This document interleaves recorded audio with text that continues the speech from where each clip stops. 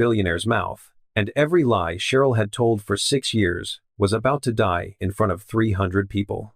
The man on Forbes cover's Jerry Arnold, tech CEO, worth more than everyone in this school gymnasium combined, was asking for her son. The son he didn't know he had. The boy who came home yesterday with a split lip from bullies who called him a liar for saying his dad existed, and now his dad was here, in the flesh, asking for him by name. Cheryl had 7 years to prepare for this moment. 7 years of unsent letters, unpaid child support she never requested, and a secret she swore she'd take to her grave. But secrets don't stay buried when they see their own face in a newspaper photo of a bullied child.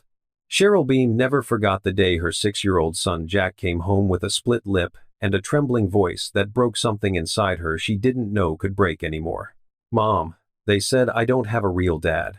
She had knelt right there in their small apartment entryway, not caring about the groceries still in her hands or the door still hanging open. She'd cupped his small face so much smaller than it should feel at 6 years old, and brushed away tears she wished she could absorb into her own body so he'd never have to cry them. The blood on his lip was already drying, crusty and dark. But the wound in his eyes was fresh, raw. The kind that doesn't heal with band-aids and ice packs. Other mothers worried about scraped knees and lost homework folders.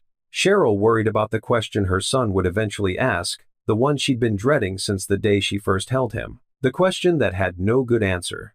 "You have me," she'd whispered, smoothing his dark hair back from his forehead the way she'd done since he was an infant. "And that's real enough."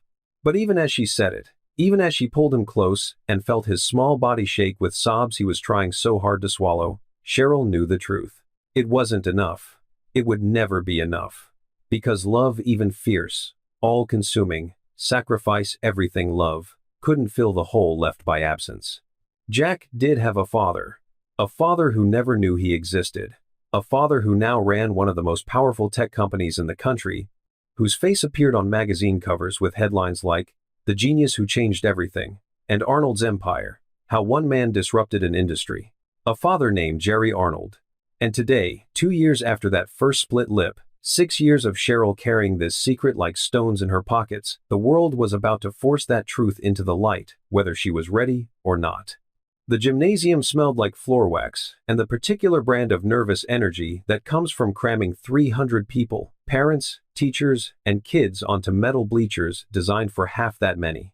Cheryl stood in the back, half hidden behind a support pillar, watching Jack sit alone in the front row of students. His shoulders were hunched forward, the way they always were now, like he was trying to fold himself small enough to disappear, to become invisible to the boys who made his life miserable. It hadn't always been this way. When Jack was 4, he'd been loud, confident, the kind of kid who asked questions constantly and believed adults when they said he could be anything. But 6 years of, "Where's your dad?" and "Why doesn't your father come to things?" had taught him that taking up space meant inviting pain. So he'd learned to make himself smaller. Behind him, Wilder Morgan leaned close to his friend Ruiz, and even from 30 feet away, Cheryl could read their lips. She'd gotten good at reading cruelty from a distance. "Your dad must be imaginary," Wilder said, loud enough that the 3 kids around them turned to look. Ruiz snickered, that particular brand of childhood cruelty that feels like a knife between ribs, or he ran away. Who wouldn't? The laughter that followed made Jack's ears turn red, made his small hands curl into fists in his lap, made Cheryl's fingernails dig crescents into her palms, so deep she'd find the marks hours later. She'd complained to the principal, twice. Nothing changed. "Boys will be boys," they'd said, like cruelty was just part of growing up. "He needs to learn to stand up for himself," they'd suggested, like a child could fight absence with words, as if Jack could defend himself against a ghost. The principal was mid-sentence about this year's academic achievements, something about reading levels and standardized test scores that nobody was really listening to when the double doors at the back of the gymnasium swung. Open, hard, deliberate. The sound echoed. A tall man stepped inside.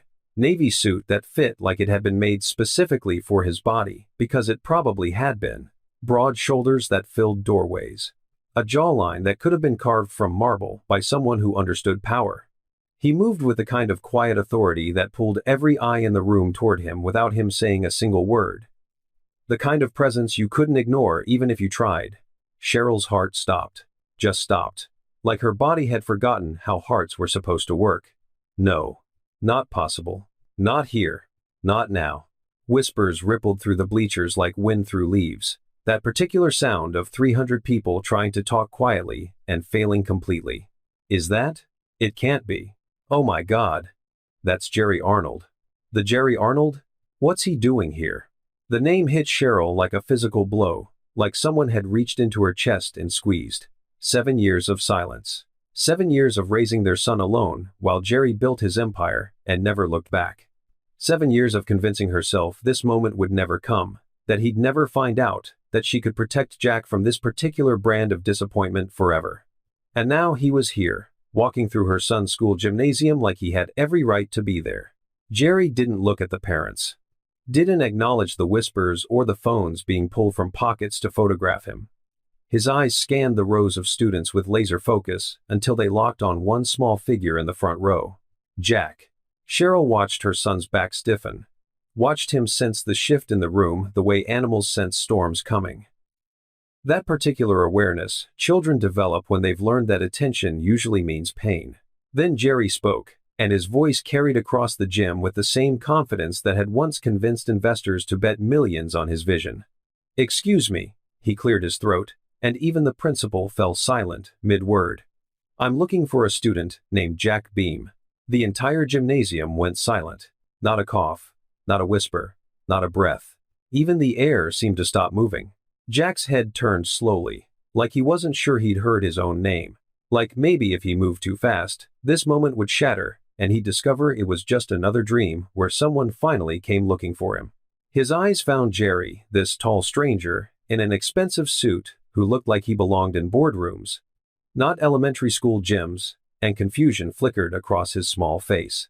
But what froze Cheryl's blood, what made her press her hand over her mouth to stop the sound trying to escape, wasn't the confusion. It was the resemblance. The same dark hair that refused to lie flat no matter how much water you used. The same stubborn set to the jaw that made defiance look natural. The same wide eyes that seemed too old for the face they sat in, like they'd seen more than they should have. Every parent in that room could see it now. The DNA announcing itself across 30 feet of gymnasium floor, undeniable and absolute. This wasn't speculation. This was fact. Written in bone structure and eye color and the way they both tilted their heads slightly when confused. Wilder and Ruiz had gone pale. Their mouths hung open in identical expressions of shock. All their cruel certainty evaporated in an instant. The principal stammered, his carefully rehearsed speech forgotten. Mr. Arnold, we weren't expecting, we had no idea you'd be. Is Jack Beam here?" Jerry's voice was steady, but Cheryl could hear the tremor underneath if you knew how to listen. The fear hiding behind the billionaire mask. She'd heard that fear before, 7 years ago, when he told her he wasn't ready to be tied down, when he'd chosen potential over presence. Jack rose from his seat slowly, his knees shaking so badly Cheryl could see it from across the gym. His voice came out small, uncertain. The voice of a boy who'd spent his whole life being told he wasn't enough. I'm Jack. And Jerry, this man who commanded boardrooms, who'd been interviewed by every major publication, who'd given TED Talks to thousands, looked at this small boy and couldn't find words. He took 3 steps forward, then stopped, like he didn't trust himself to get closer. Like if he moved too fast, the moment would shatter into pieces he couldn't put back together. Jack. He said the name like he was testing the weight of it on his tongue. Like he'd waited his whole life to say it out loud, and was terrified he'd pronounce it wrong. His voice cracked, actually cracked. The billionaire CEO who commanded attention and respect from world leaders looked at this child and couldn't complete a sentence. From the back of the gym, hidden behind her pillar, Cheryl covered her mouth with both hands. Tears burned behind her eyes, but she refused to let them fall. Not here. Not in front of all these people who would talk and speculate and turn their lives into gossip fodder over coffee and carpool lines. Jack's voice was barely a whisper, but in the absolute silence of the gym, everyone heard it. "Do I know you?" And Jerry looked at this boy, this child, who carried his face and his DNA, and 6 years of questions no one had answered, and something inside him cracked wide open, something that had been sealed shut for 7 years, split apart. "Not yet," Jerry said softly, and there was a universe of regret in those 2 words. but I'd like you to." The gym erupted, parents whispering urgently to each other. Phones recording, capturing this moment for social media posts and group chats. The principal, trying desperately to regain control of his assembly. Teachers exchanging shocked glances. Children confused by adult reactions they didn't understand. But Cheryl couldn't hear any of it. All she could hear was the sound of her own heartbeat, thundering in her ears like drums announcing the end of everything she'd carefully built. And Jack's small voice cutting through the chaos like a knife. "Mom?" He'd found her in the crowd. His eyes were wide and scared, and full of questions she'd spent 6 years trying to avoid. Questions she'd prayed he wouldn't ask until he was older, stronger, better equipped to handle complicated truths. "Mom, why is he here?" Cheryl stepped out from behind the pillar on legs that didn't feel entirely solid. Every eye in the gymnasium turned to her. She felt their judgment like physical weight, the speculation, the condemnation, the curiosity. Jerry's head snapped toward her. Their eyes met across the gymnasium, across 7 years of silence and regret, and words they'd never said. His face went white, then red, then white again, color draining like someone had pulled a plug. "Cheryl," he breathed, and the way he said her name carried 7 years of everything they'd never resolved. She didn't answer, couldn't answer, because what could she possibly say that would make sense of this moment? How could she explain to her son that the man standing in the middle of the gym, looking at him like he'd just discovered the missing piece of himself, was the same man who'd chosen his company over their family before Jack even existed? How could she tell him that his father, the one he'd cried about not having, the one he'd invented stories about to tell kids at school, the one whose absence had shaped every single day of his life, had been alive this whole time, building empires while Jack built walls around his heart? The principal was talking. Parents were staring. Phones were recording. But all Cheryl could see was her son's face confusion giving way to something that looked dangerously like hope. And hope was the most dangerous thing she could let him feel. Because hope meant expectations. And expectations meant disappointment. And Jack had already been disappointed enough for one lifetime. She'd built their life specifically to protect him from more. Jerry was walking toward them now. Slow steps, careful, like he was approaching something wild that might bolt if he moved too quickly. "Cheryl," he said again when he reached her, and his voice was raw in a way she'd never heard before. "I didn't know. I swear to God, I didn't. Not here." Her voice came out sharp, protective. The voice of a mother who'd fought too many battles alone to let anyone, even him, especially him, disrupt the fragile peace she'd built for her son. Not in front of everyone. But it was too late for that. Everyone had already seen.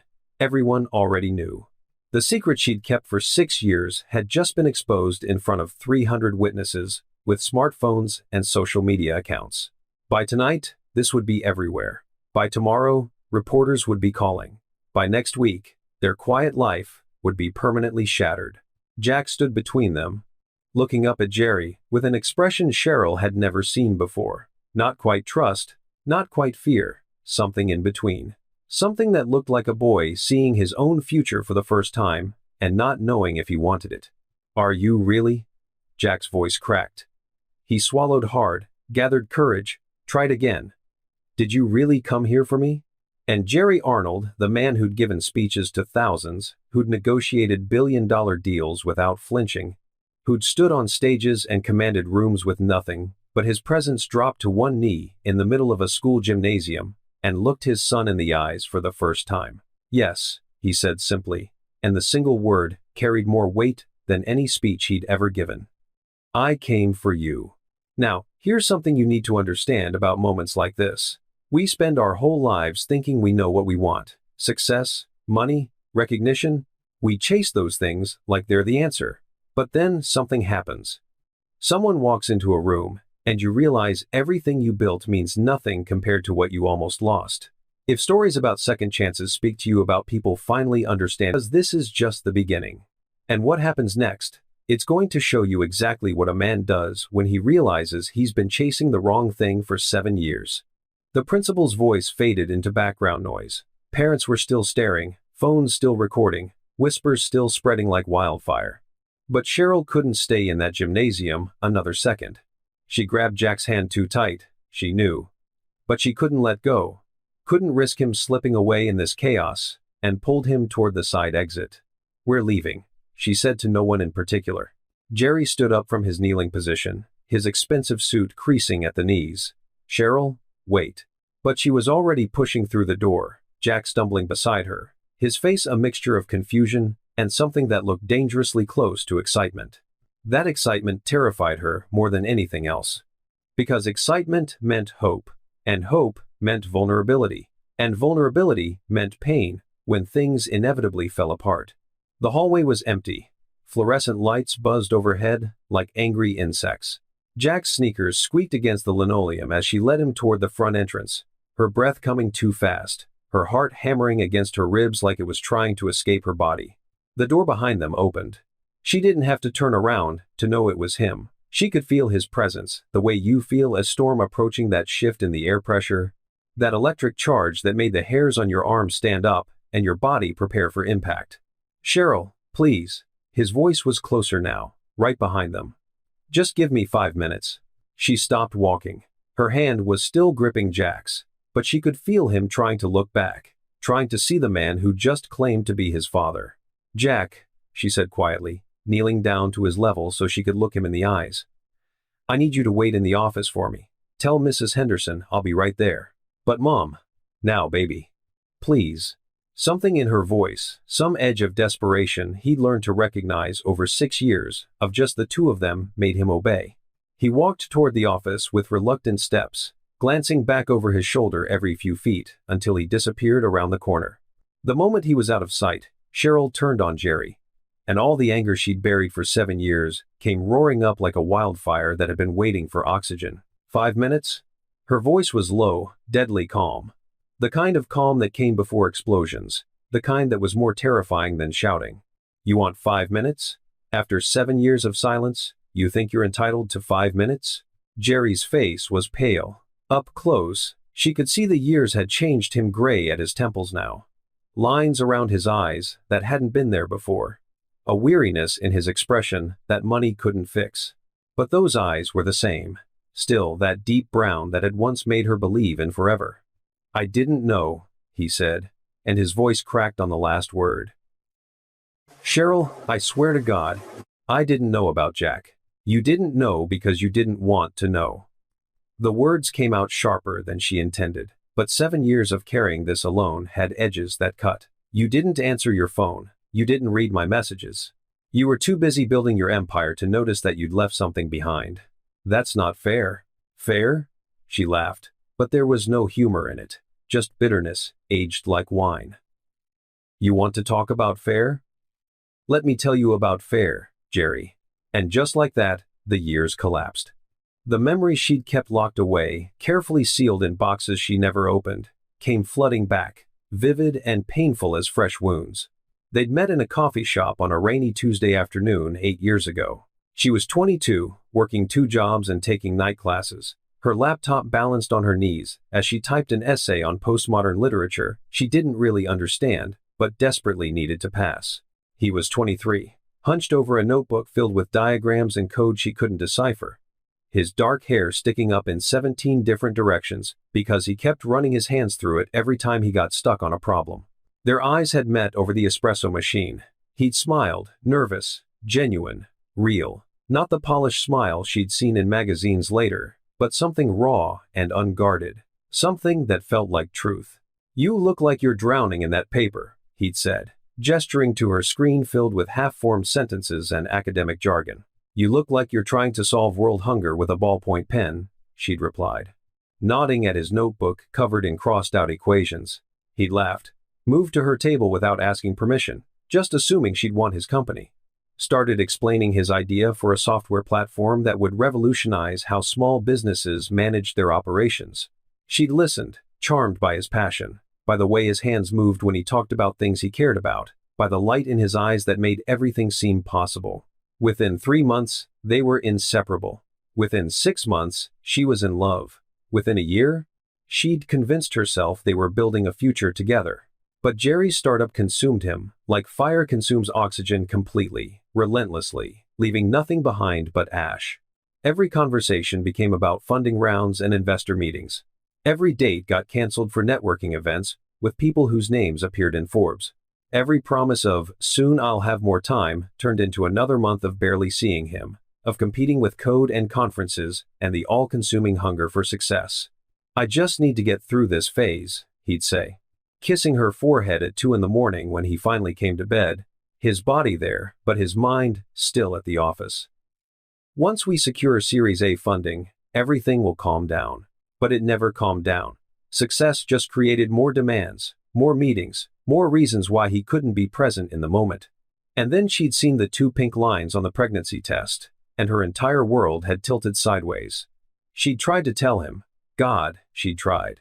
She'd called 17 times in 2 days, left voicemails that started confident and ended desperate.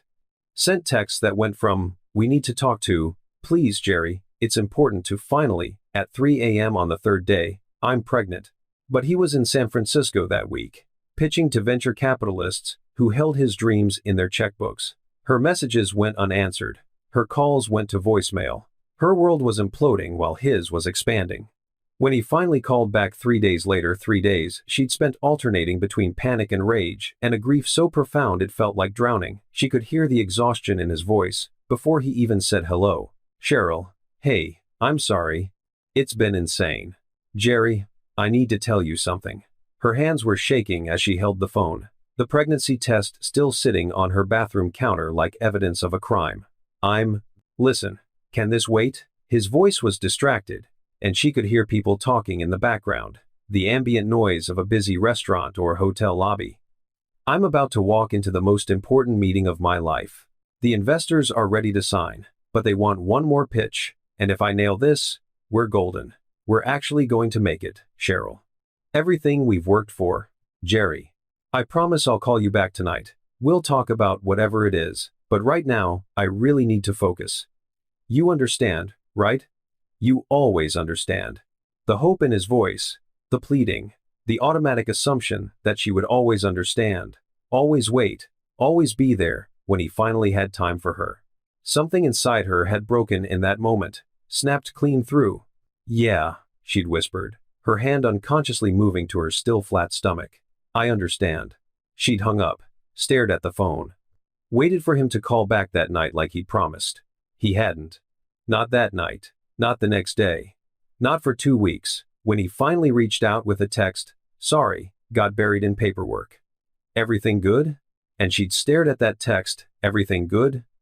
While carrying his child and facing the biggest decision of her life alone. And she'd realized something that changed everything. He didn't want to know. On some level, Jerry had chosen to be unavailable, had chosen to be so consumed by his work that nothing else could reach him, had chosen his future over hers. So she'd stopped trying.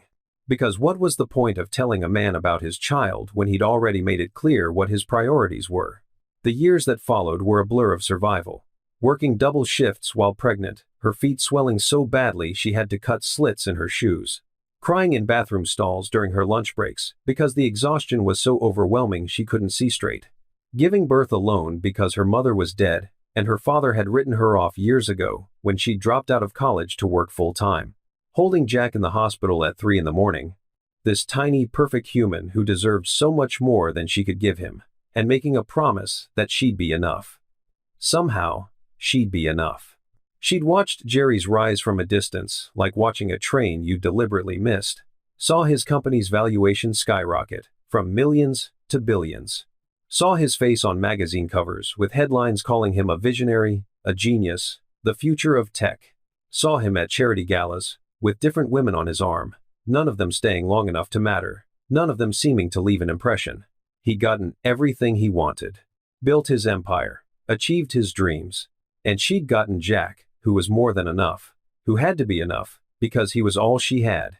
But Jerry's world was champagne and crystal glasses and penthouse views, while hers was generic macaroni and cheese stretched across 4 dinners and hoping the car would start one more time so she could get to work. Now, standing in this empty school hallway with 7 years between them, watching him look at her like she'd stolen something that belonged to him, the anger she'd buried came roaring back. "I tried to tell you," she said, her voice shaking with the effort of staying calm. "I tried, Jerry, But you were too busy becoming the man everyone else needed you to be the man I needed you to be. I would have, he stopped, running his hand through his hair the way he always did when he was overwhelmed. Some habits never died. If I'd known, I would have. Would have what? Given up your dreams? Resented me? Resented him? She shook her head. You made your choice. I made mine. And we survived. That's not fair to Jack. Don't you dare. Her voice dropped to something dangerous, something with teeth. Don't you dare stand there and tell me what's fair to my son. Where were you when he came home crying because kids said he didn't have a real dad? Where were you when he asked me why everyone else's father showed up to school events, except his? Where were you when he was 6 years old, with a split lip asking me what he did wrong to make his father not want him? I didn't know. You didn't know because you didn't want to be found. The words exploded out of her, years of restraint finally breaking. You built a billion-dollar company. You think I couldn't have tracked you down if I wanted to? You think I couldn't have shown up at one of your fancy galas with a 6-year-old who has your face and demanded child support? You think I didn't know exactly where to find you? Jerry went silent. She watched the realization dawn on his face that she'd chosen not to disrupt his life the same way he'd chosen not to be in hers. Then why didn't you? His voice was barely a whisper. Because I didn't want him growing up thinking his father saw him as an obligation. The truth hurt to say out loud, tasted like failure. I didn't want him feeling like a mistake that had to be managed, Jerry. So I let you have your empire, and I built a life where he felt wanted, where he felt loved, where he was enough, even without you. And today, Jerry's eyes were red now, and something about seeing him close to tears made her own eyes burn. What changed? Why am I here? This morning I saw a news article. His voice broke, about a boy being bullied for not having a father. And the picture. He stopped, pressing his palm against his chest like he was trying to hold his heart in place. The picture was him. My face staring back at me. My eyes. He couldn't finish. Couldn't find words for what it felt like to discover your child existed through a news article about him being tormented. I didn't even know his name, but I knew, Jerry continued, his voice raw. I knew he was mine. I've looked at my own face in the mirror every day for 38 years. And there he was. This boy I'd never met, who had my chin, my eyes, my everything. And he was hurting, and I wasn't there. Cheryl felt something crack inside her. Because that was the thing about Jerry, he'd always felt things too deeply. Even when he was terrible at showing it. Even when he buried it under ambition and work, and the relentless pursuit of more. So, you decided to show up at his school? She shook her head. In front of everyone? Without warning? Without thinking about what that would do to him? I panicked. He looked at her, and for a moment, she saw the 23-year-old in the coffee shop again. Lost. Overwhelmed. Trying to do the right thing, and failing spectacularly. I saw his face, and thought, I have a son. I have a son, and he's being hurt. And I wasn't there to protect him. I had to see him. Had to make sure he was real. Well, now you've seen him. Cheryl's voice was cold, protective. The voice of a mother who'd spent 6 years building walls to keep her son safe. And now, you can leave. Cheryl. No. She held up her hand. You don't get to walk in and out of his life. Not again. You left once. And it nearly destroyed me. But I survived. I built something good for him. And I will not let you disrupt that just because you suddenly developed a conscience. I'm not leaving. Jerry's voice was firm now. Certain. I know I don't have the right to be here. I know I don't deserve him. But he's my son, Cheryl. And I've already missed 6 years. I'm not missing another day. They stood there in the hallway, 7 years of hurt and regret and love that had never fully died, hanging between them like smoke you could almost see.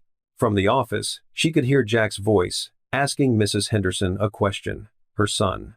Her beautiful, brave, broken boy, who'd spent his whole life wondering why he wasn't enough for his father to stay.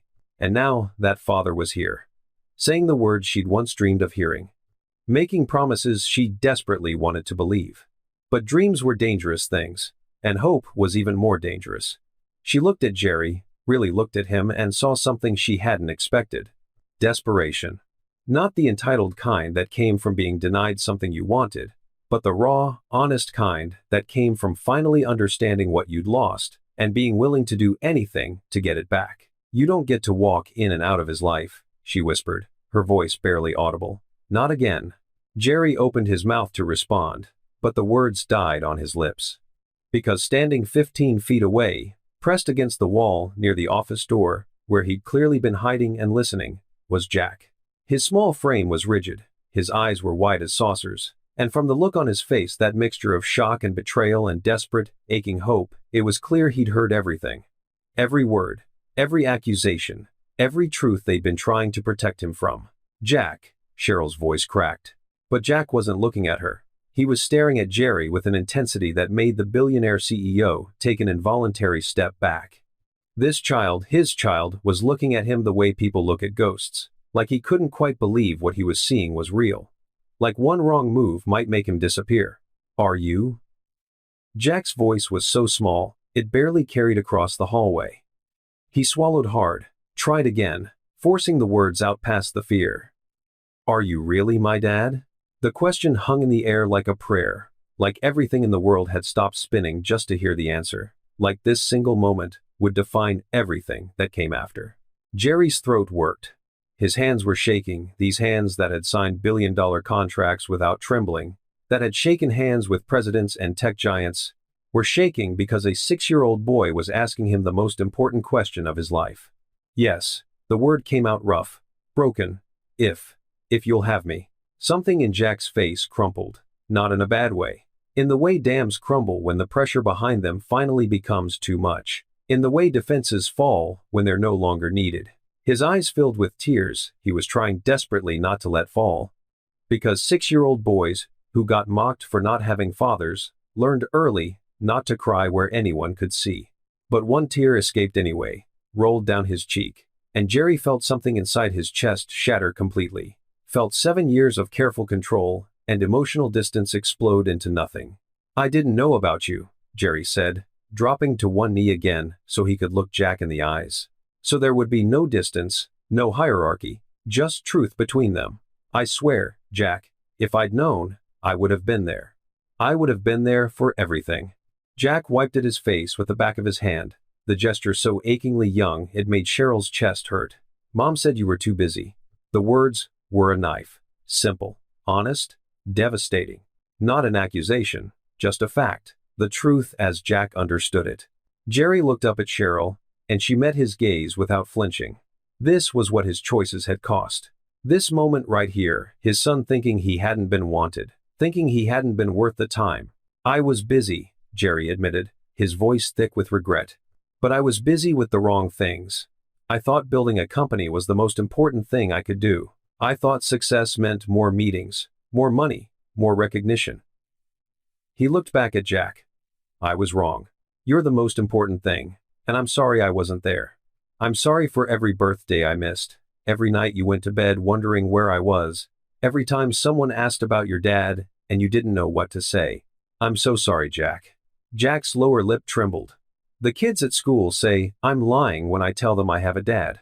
They say if I did, he'd be here." "What kids?" Jerry's voice changed, became sharper, protective in a way Cheryl had never heard before. The voice of a father learning what it meant to guard his child from harm. Jack glanced at his mother, uncertain if he should answer. She gave him a small nod. "Wilder and Ruiz," Jack whispered. "They're in my class. They say I'm making up stories because I'm weird, because I don't have a dad like everyone else." "What else do they say?" Jerry's jaw was tight, muscles jumping. "Jerry," Cheryl started, but he held up a hand. "What else, Jack?" The boy's voice got even smaller. So quiet, they had to lean in to hear. "They say Mom got pregnant and scared my dad away. They say that's why he left, because I wasn't good enough, because something's wrong with me." The hallway went very quiet. Somewhere down the corridor, a door closed. A phone rang in the office. But all Cheryl could hear was the sound of her son saying out loud the fear he'd been carrying for years. The lie he'd internalized. The wound that had been festering. Jerry's hands curled into fists, then uncurled, then curled again. She could see him trying to control himself. Trying not to rage in front of Jack, trying to be the father this moment required instead of the man his anger wanted him to be. Jack. Jerry's voice was steady now, deliberately calm. Look at me. Jack looked up, and Cheryl saw her son's face open and vulnerable, and desperate to believe. None of that is true. None of it. Your mom didn't scare me away. I didn't know you existed, and that's my fault, not yours. Not your mom's. Mine. You hear me? This is on me. Not your mom, who's been incredible, and definitely not you. But you are good enough, Jack. You've always been good enough. And any man who had a son like you and walked away is a fool. He paused, and his voice dropped to something raw and honest. I was a fool, but I'm here now. And if you'll let me, I'd like to be your dad. Not just in name, but for real. Every day. For everything. Jack stood there, 6 years of pain and longing and hope warring on his face. Cheryl watched her son, this brave, broken boy who'd taught himself not to want what other children had. Look at the father who'd finally found him. And she held her breath, waiting. Can you really do that? Jack asked. And the skepticism in his voice hurt worse than any accusation. Be my dad for real? Every day? I can try, Jerry said honestly. I'll probably mess up sometimes. I don't know how to be a dad yet. But I promise, I'll keep trying. Every single day. I promise I'll show up. I promise I'll be there. I promise you won't have to wonder anymore if you're wanted. Because you are, Jack. You are so wanted. Jack took one tentative step forward, then another. Then he was close enough to touch, and Jerry slowly, carefully, like Jack was made of glass, reached out and put a hand on his shoulder. The touch was electric. Father and son, connected for the first time. They're still inside, Jack said quietly, glancing back toward the gymnasium. Everyone who was watching, they're all talking about us. Jerry glanced at Cheryl, then back at Jack. Do you want to go back in there? Jack hesitated. Then something shifted in his expression, something that looked like courage finding its footing. Will you come with me? Yes. And will you tell them? The hope in his voice was painful to hear. That you're my dad, so they know I wasn't lying? Cheryl stepped forward, her instinct to protect kicking in. Jack. Baby. You don't have to. I want them to know. Jack's voice was suddenly firm, determined. I want Wilder and Ruiz to see. I want everyone to see. I want them to know I have a dad. That I'm not lying. That he came looking for me. Jerry looked at Cheryl over Jack's head. She could see the question in his eyes. Is this okay? Am I allowed to do this? She didn't know if it was okay. Didn't know if bringing Jerry into their lives would heal Jack, or hurt him more in the long run. But her son was asking for this, asking for the validation he'd been denied his whole life, asking to be claimed publicly after 6 years of being invisible. And she'd spent 6 years trying to be enough, trying to fill a hole she couldn't fill alone. Maybe it was time to let Jerry try. She gave him a single nod. He stood up, his hand still on Jack's shoulder, and the three of them walked back toward the gymnasium together. The moment they stepped through the doors, the whispers started again. Louder this time, more pointed, more certain. Parents who'd returned to their seats after Jerry's dramatic entrance now leaned toward each other with phones still in hand. Theories being whispered behind cupped palms that weren't as discreet as they thought. The principal was attempting to continue the assembly, but his voice faltered when he saw them return. The entire room's attention shifted like iron filings responding to a magnet. Jack's steps slowed. Cheryl felt him start to pull back, the courage wavering under the weight of all those stares, all that judgment. But Jerry's hand stayed firm on his shoulder. Walk with me, Jerry said quietly, just for Jack to hear. I've got you. They moved down the center aisle together, every eye tracking their progress like they were watching a play unfold. Cheryl stayed a few steps behind, watching her son walk beside his father for the first time, seeing the way Jerry shortened his stride to match Jack's pace, the way he kept his hand steady on Jack's shoulder, the way he didn't look at anyone else, just kept his attention on his son. In the front row, Wilder and Ruiz sat frozen, their faces pale, their earlier confidence evaporated like morning dew. Jerry stopped directly in front of them. The entire gymnasium held its breath. I believe you two know my son, Jerry said. His voice was calm, conversational. But there was steel underneath. The kind of quiet power that came from knowing you held all the cards. Jack beamed. Wilder's mouth opened and closed. No sound came out. I understand there's been some confusion about Jack's family situation. Jerry's hand tightened slightly on Jack's shoulder. Not threatening, protective. Like a shield. So let me clarify. I'm Jerry Arnold. Jack's father. And I know I haven't been here before. And that's on me. But I'm here now. And I'm not going anywhere. He turned slowly, addressing the entire room. Parents, teachers, students. Every single person who'd whispered and speculated and judged. My son is 6 years old. And from what I understand, he spent most of those years being told he didn't have a father, being mocked for something that wasn't his fault, being made to feel less than because of my absence. His voice rose slightly. Not a shout, but a command. Authority that demanded attention. That ends today. Right now. This moment. A woman in the third row gasped. Someone's phone camera flash went off, capturing this moment for posterity. Jerry continued, his voice carrying to every corner of the gym. Anyone who wants to bully him now, any child, any parent who wants to whisper about him or make him feel small, will have to go through me first. And I promise you, I'm very good at protecting what's mine, and I'm not going anywhere. The silence that followed was absolute. Not a single person moved. Not a breath was drawn. Even the younger children seemed to understand something significant was happening. Jack looked up at his father, and Cheryl saw something in her son's face she'd never seen before. Not just happiness, not just relief. Pride. Pure, unfiltered pride.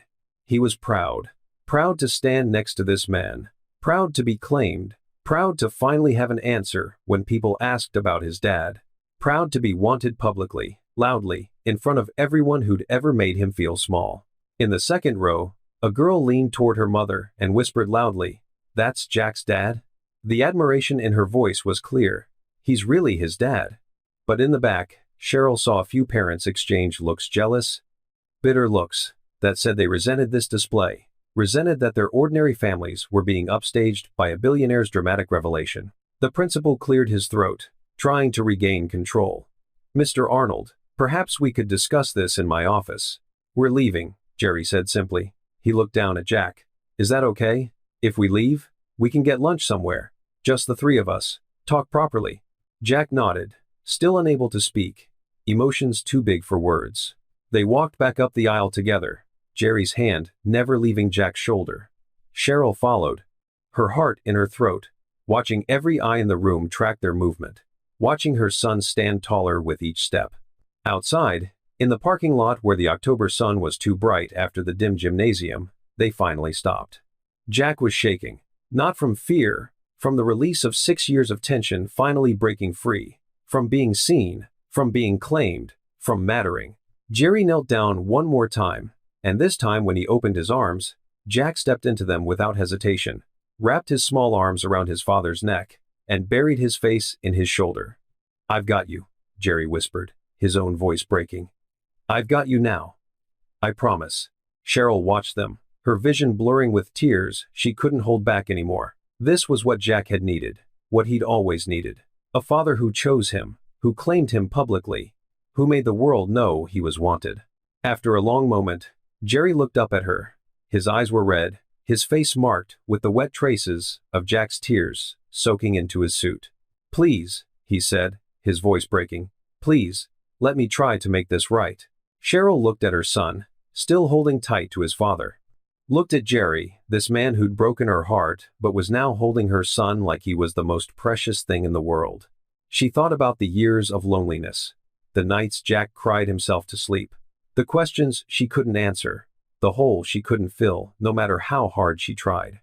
And she thought about the look on Jack's face just now, that pride, that relief, that sense of finally being complete. "One chance," she heard herself say. "You get one chance, Jerry. You hurt him. And I will make sure you never see him again. Do you understand?"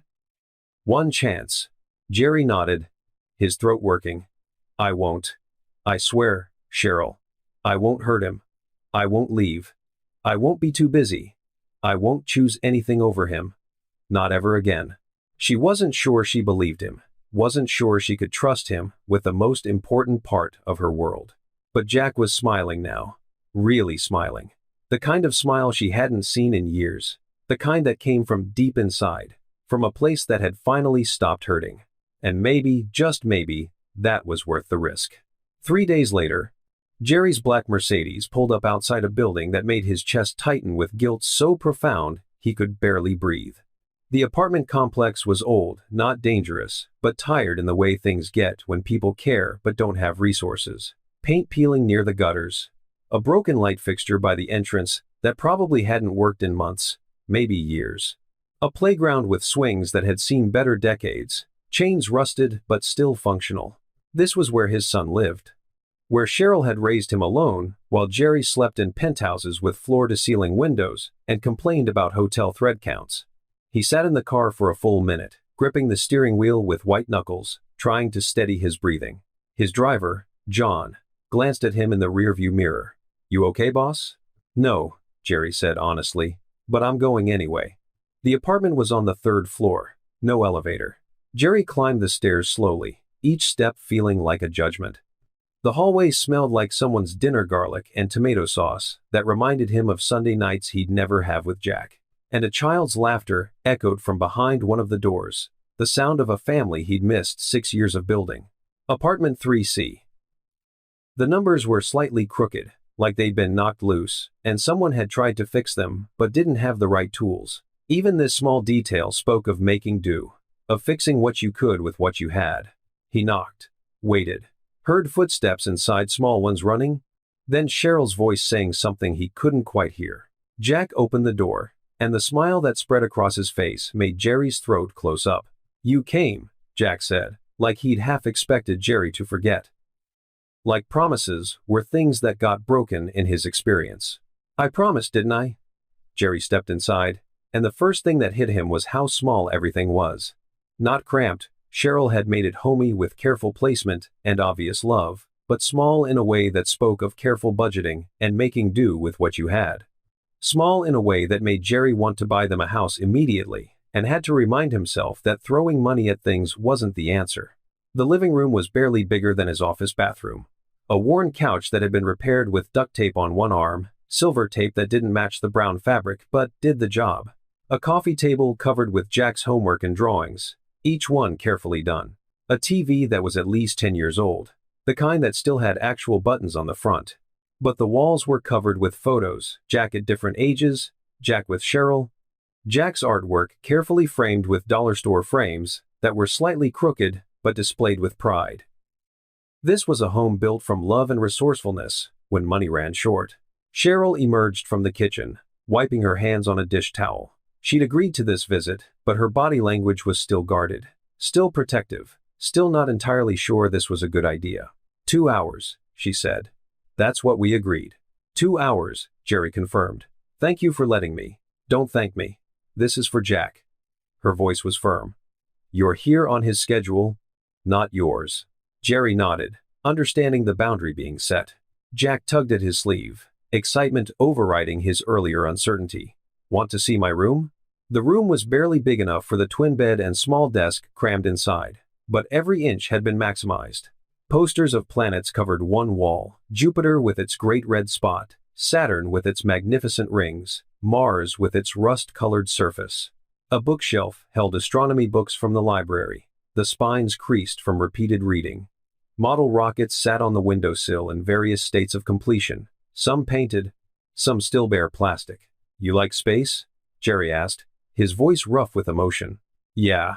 Jack sat on the edge of his bed, suddenly shy now that they were alone. I want to be an astronaut someday. Or maybe design rockets. I haven't decided yet. Mom says I can be anything I want if I work hard enough.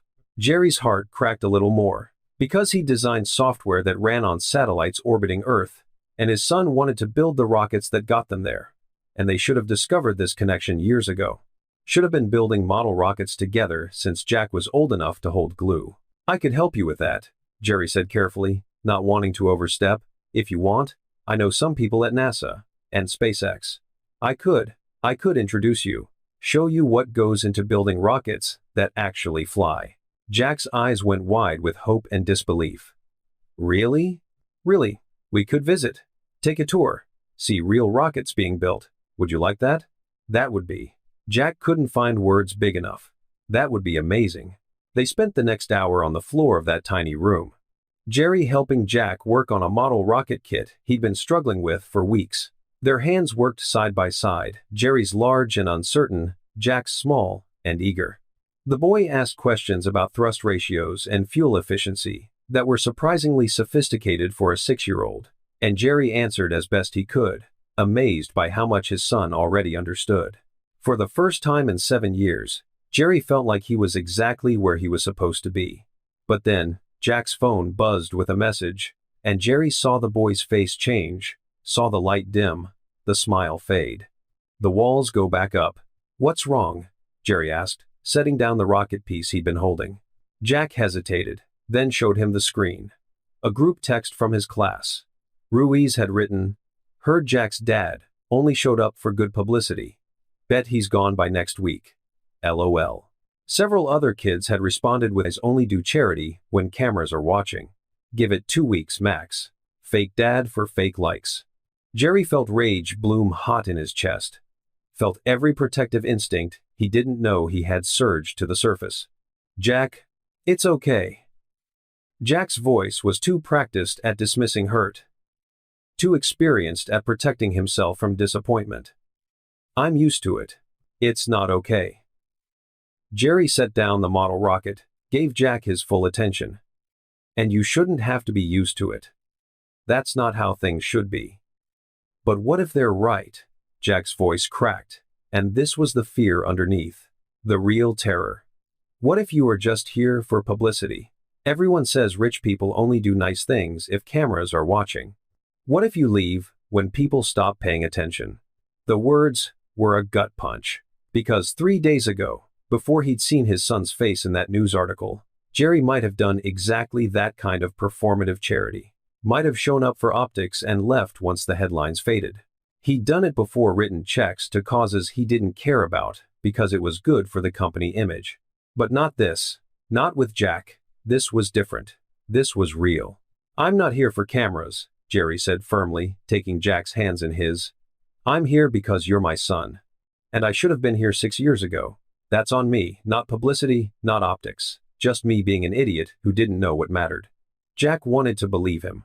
Jerry could see it in his eyes, that desperate hope warring with practiced skepticism. With 6 years of evidence that good things didn't last.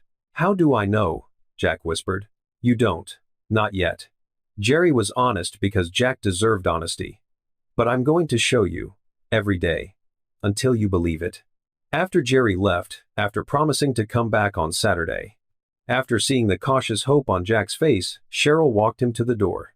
Give him time, she said quietly. Trust doesn't come easy when you've learned not to expect it. Jerry nodded, but as he turned to leave, his foot caught on something under the couch. A shoebox, worn and faded, slid out from its hiding place, where it had clearly been for years. Cheryl froze. Don't. But Jerry had already seen his name written on the side in Cheryl's handwriting. Saw the dates spanning 6 years. Saw the stack of envelopes inside, all addressed to him at his company's headquarters. All carefully sealed, all unsent. Cheryl, what? Those are private. She moved to take the box, but Jerry was already opening the first letter. His hands shaking so badly he almost tore the envelope. Dear Jerry. Jack took his first steps today. He was 9 months old. Right on schedule according to the books. He walked from the couch to my arms 4 whole steps before he fell on his diaper-padded bottom. I cried. Happy tears, but also sad ones, because I wished you were here to see it. But you weren't, and you're not going to be, so I'm writing it down instead. Maybe someday I'll be brave enough to send these. Maybe someday you'll care. Cheryl. Jerry's vision blurred. He opened another letter with trembling hands. Dear Jerry. Jack said his first word today. Mama, I should be happy, and I am. But all I can think about is that he'll never say, da-da, because you're not here to hear it. The pediatrician asked about family medical history today. I had to say I don't know the father's background. She gave me that look, the one I'm getting used to seeing everywhere. The one that says, poor choice. Poor girl. I didn't tell her that loving you wasn't a poor choice. Expecting you to love me back might have been, though. Cheryl. Another letter. Then another. 6 years of milestones documented in careful handwriting that got messier when she was clearly crying while writing. Jack's first day of school. His first loose tooth. The night he asked why he didn't have a daddy, and Cheryl had cried in the bathroom for an hour. The morning she worked 3 jobs in one day and came home so exhausted she fell asleep on the floor next to Jack's bed. Every letter was a dagger. Every word was evidence of a life he'd missed, a woman he'd abandoned, a child who'd grown up without him while he built empires and collected accolades and felt empty without knowing why. Why didn't you send them? Jerry's voice was barely above a whisper. If you wrote them, why didn't you mail them? Cheryl stood in her small kitchen doorway, arms crossed, face carefully neutral. But her eyes were wet, betraying the emotion she was trying to hide. Because you chose your life, Jerry. Her voice didn't waver, but he could hear the years of pain underneath. And I had to choose ours. I would have. What? Dropped everything? Abandoned your company? Resented us for ruining your dreams? She shook her head. I wrote those letters when I was weak. When I missed you so badly I couldn't breathe. When I convinced myself that maybe if you just knew, you'd care.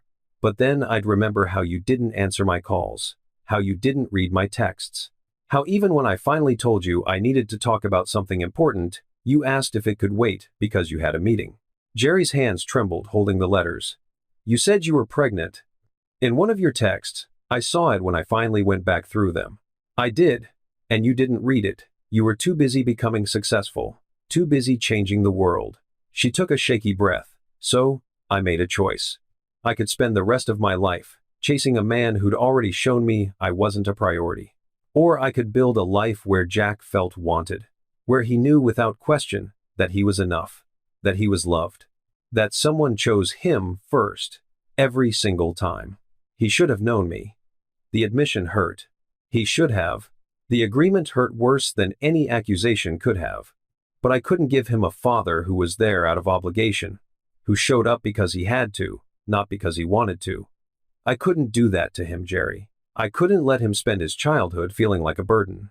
Jerry looked down at the letters in his hands, years of love and pain and resilience he'd never witnessed. Evidence of Cheryl's strength and his weakness laid bare in blue ink on yellowing paper. I want to be here now, he said, his voice cracking. Not because I have to, not out of obligation or guilt, because I need to. Because that apartment I go home to feels empty, even though it cost $8 million. Because looking at spreadsheets and stock prices doesn't mean anything compared to building model rockets with my son. Wanting to be here and staying here are different things. Cheryl's voice was tired. So tired. Jack's already starting to hope. And hope is dangerous when you're 6 and everyone's told you your whole life that you're not worth staying for. Jerry carefully placed the letters back in the box like they were sacred artifacts. His hands were shaking so badly, he could barely control them. I know I don't deserve forgiveness, he said quietly. I know I have no right to walk back into your lives after everything I missed, everything I chose not to see. But I'm begging you. Please don't shut me out. Let me prove I'm different now. Let me show Jack that he's worth everything, that he always was. Cheryl's composure finally cracked. A single tear rolled down her cheek, but her voice stayed steady through sheer force of will. You hurt me once, and I survived. I built a good life from the ashes of what we could have had. She looked at him with eyes that had seen too much disappointment. But if you hurt him, Jerry, I will never forgive you. Never. Do you understand? He's already been hurt enough. And I will protect him from anyone who might hurt him more, even you. Especially you. I understand. Do you?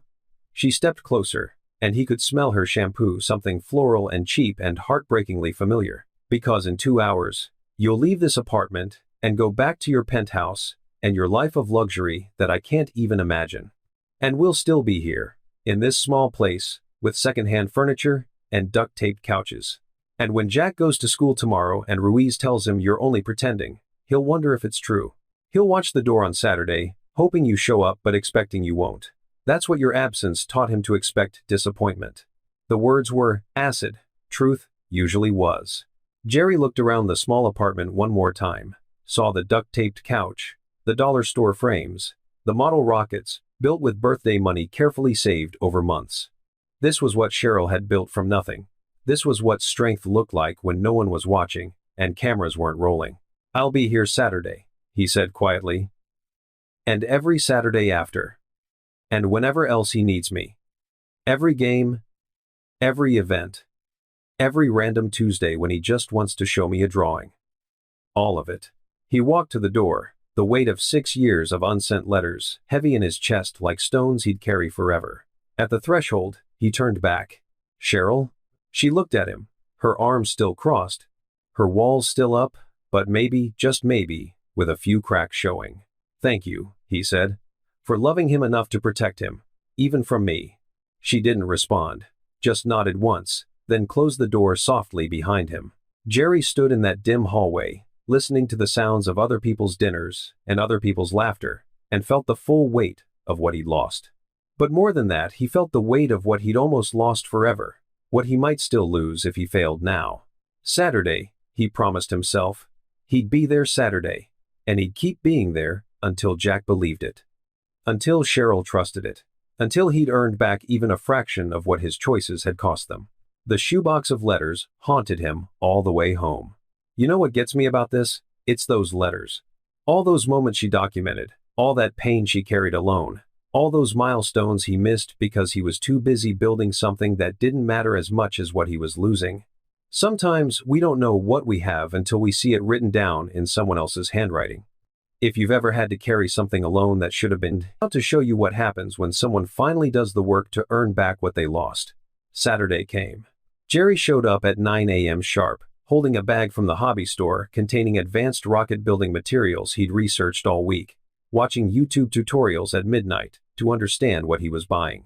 Jack opened the door with a smile that made every sleepless night Jerry had spent worrying worth it.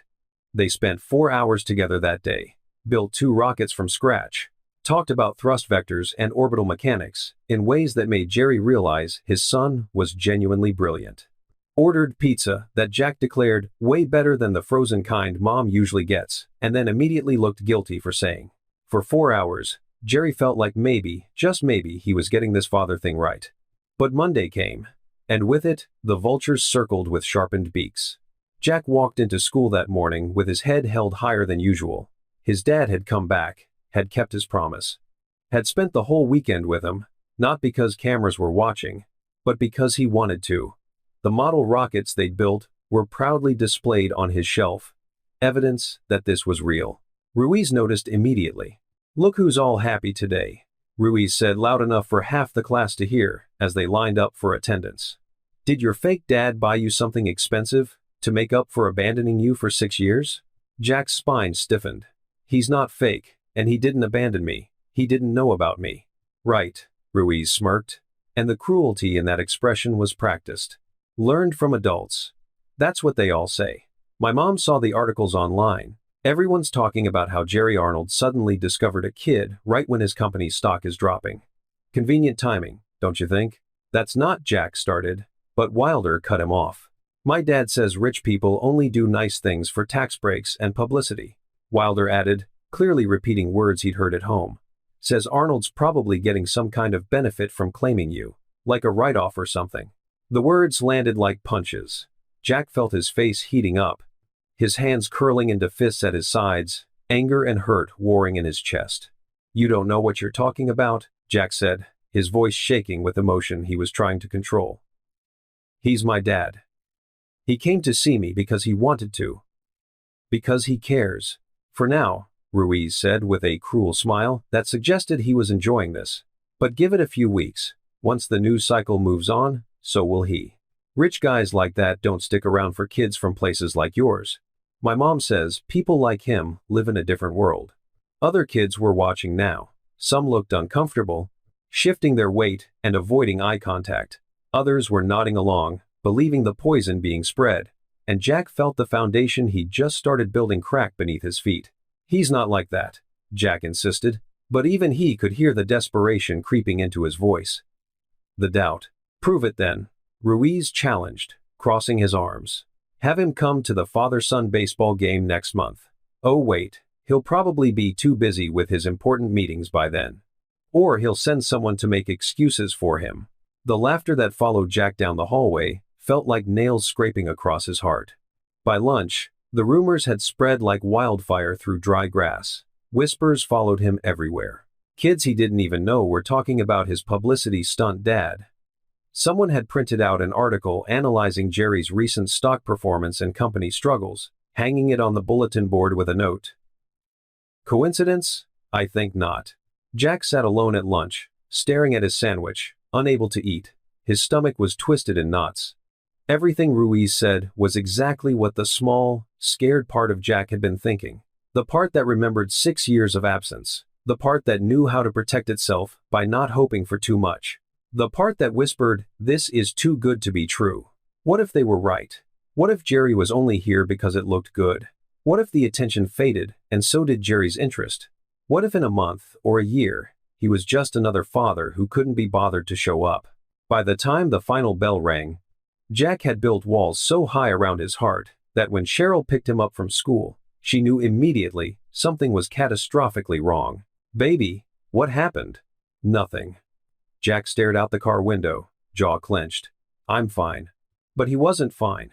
And when they got home, he went straight to his room, without even grabbing the snack she'd prepared, his favorite cookies she'd baked that morning, specifically because she knew he loved them. Cheryl stood in the kitchen, staring at his closed door, a familiar dread settling in her stomach like lead. She'd seen Jack like this before, after particularly bad days at school, after watching other kids with their fathers at events, after birthday parties where he was the only one without a dad to bring along. She was about to knock on his door when she heard it.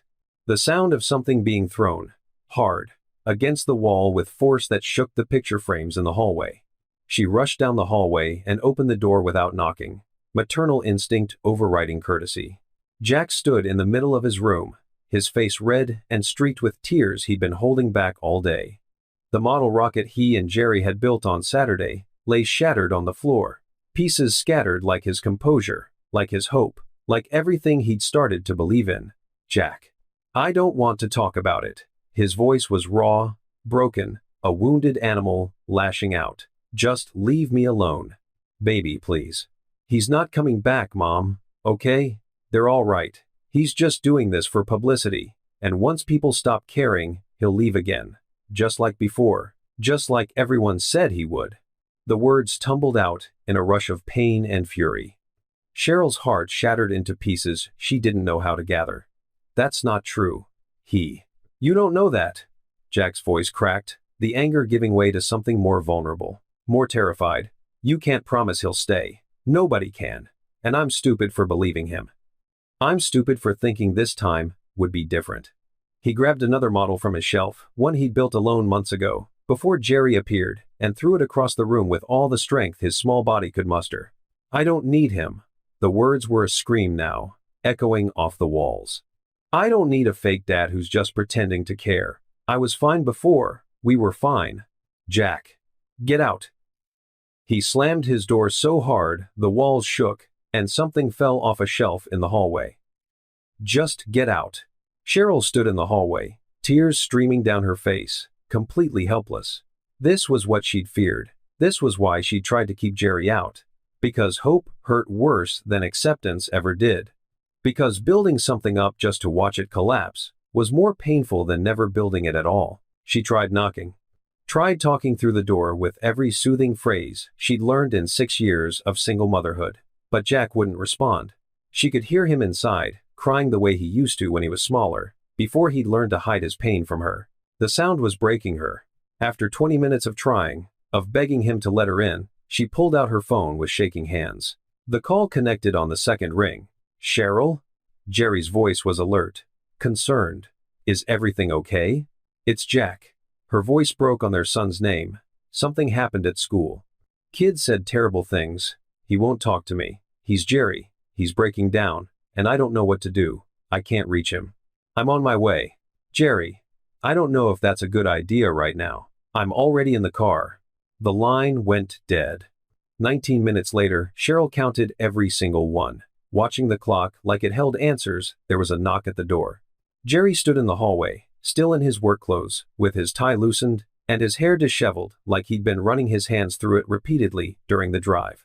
His eyes went straight to Jack's closed bedroom door. to the sound of muffled crying still coming from behind it. "How bad?" he asked quietly. "Bad." Cheryl wiped at her face with the back of her hand. "He thinks you're only here for publicity, that you'll leave once the attention dies down. Jerry, he smashed the rockets you built together, all of them." Jerry's jaw tightened, muscles jumping. "Who told him that? Does it matter?" Cheryl's voice rose with frustration and fear. "Everyone's thinking it. I've seen the articles too, Jerry. The speculation about your motives, your stock prices, the timing of everything being too convenient." She looked at him, desperate and angry and scared all at once. "Are they right? Is any of this real, or are we just a chapter in your redemption arc?" "You know it is," Jerry said, and his voice carried the weight of absolute certainty. "I don't know anything anymore." Her voice cracked. "I want to believe you. God, I want to believe you. But Jack is in there breaking apart because he let himself hope, and hope has never been kind to him. Every time he's hoped for something, it's been taken away." Jerry moved past her toward Jack's door. Cheryl grabbed his arm, her fingers digging in. "If you're going to leave eventually," she whispered, and this was the fear she'd been carrying, "please do it now, before he gets more attached, before this hurts him worse than it already does. I'm begging you, if you have any doubts at all about staying, leave now." Jerry looked at her hand on his arm, then up at her face, and she saw something in his eyes she hadn't expected. Certainty. Absolute, unwavering certainty. "I'm not leaving," he said simply. "Everyone leaves. It's what people do when things get hard. Then I'll be the first one who doesn't." He walked to Jack's door and pressed his palm against it like he could reach through the wood. Inside, Cheryl could hear Jack trying to muffle his sobs into his pillow, trying to be quiet, trying to suffer alone the way he'd learned to. "Jack?" Jerry's voice was soft, gentle. Nothing like the commanding tone he used in boardrooms. "It's me. Can I come in?" No response. Just the sound of crying that wouldn't stop, couldn't stop, had been building for 6 years and was finally breaking free. "I know what they're saying at school," Jerry continued, his voice carrying through the door. "I know you've heard all the rumors. I know you're scared. I know you think I'm going to leave." Still, nothing. Jerry slid down to sit with his back against the door, right there in the hallway. This billionaire CEO in his expensive suit, sitting on the floor of a modest apartment building like it was the most natural thing in the world. "I'm not pretending, Jack. I'm trying. I'm late. God, I'm so late, but I'm here now, and I'm not going anywhere." Silence. Then, so quietly Cheryl almost missed it, Jack's voice came from right on the other side of the door. "You'll leave again." The words were barely a whisper, but they carried the weight of 6 years of abandonment. Jerry's voice broke. "No, I won't. Everyone leaves. Everyone always leaves. That's what grown-ups do. Not me. Not ever. You don't know that. People change their minds. People get busy. People decide kids are too much work, or too expensive, or too complicated." Jack's voice was small, scared, carrying truths no 6-year-old should understand.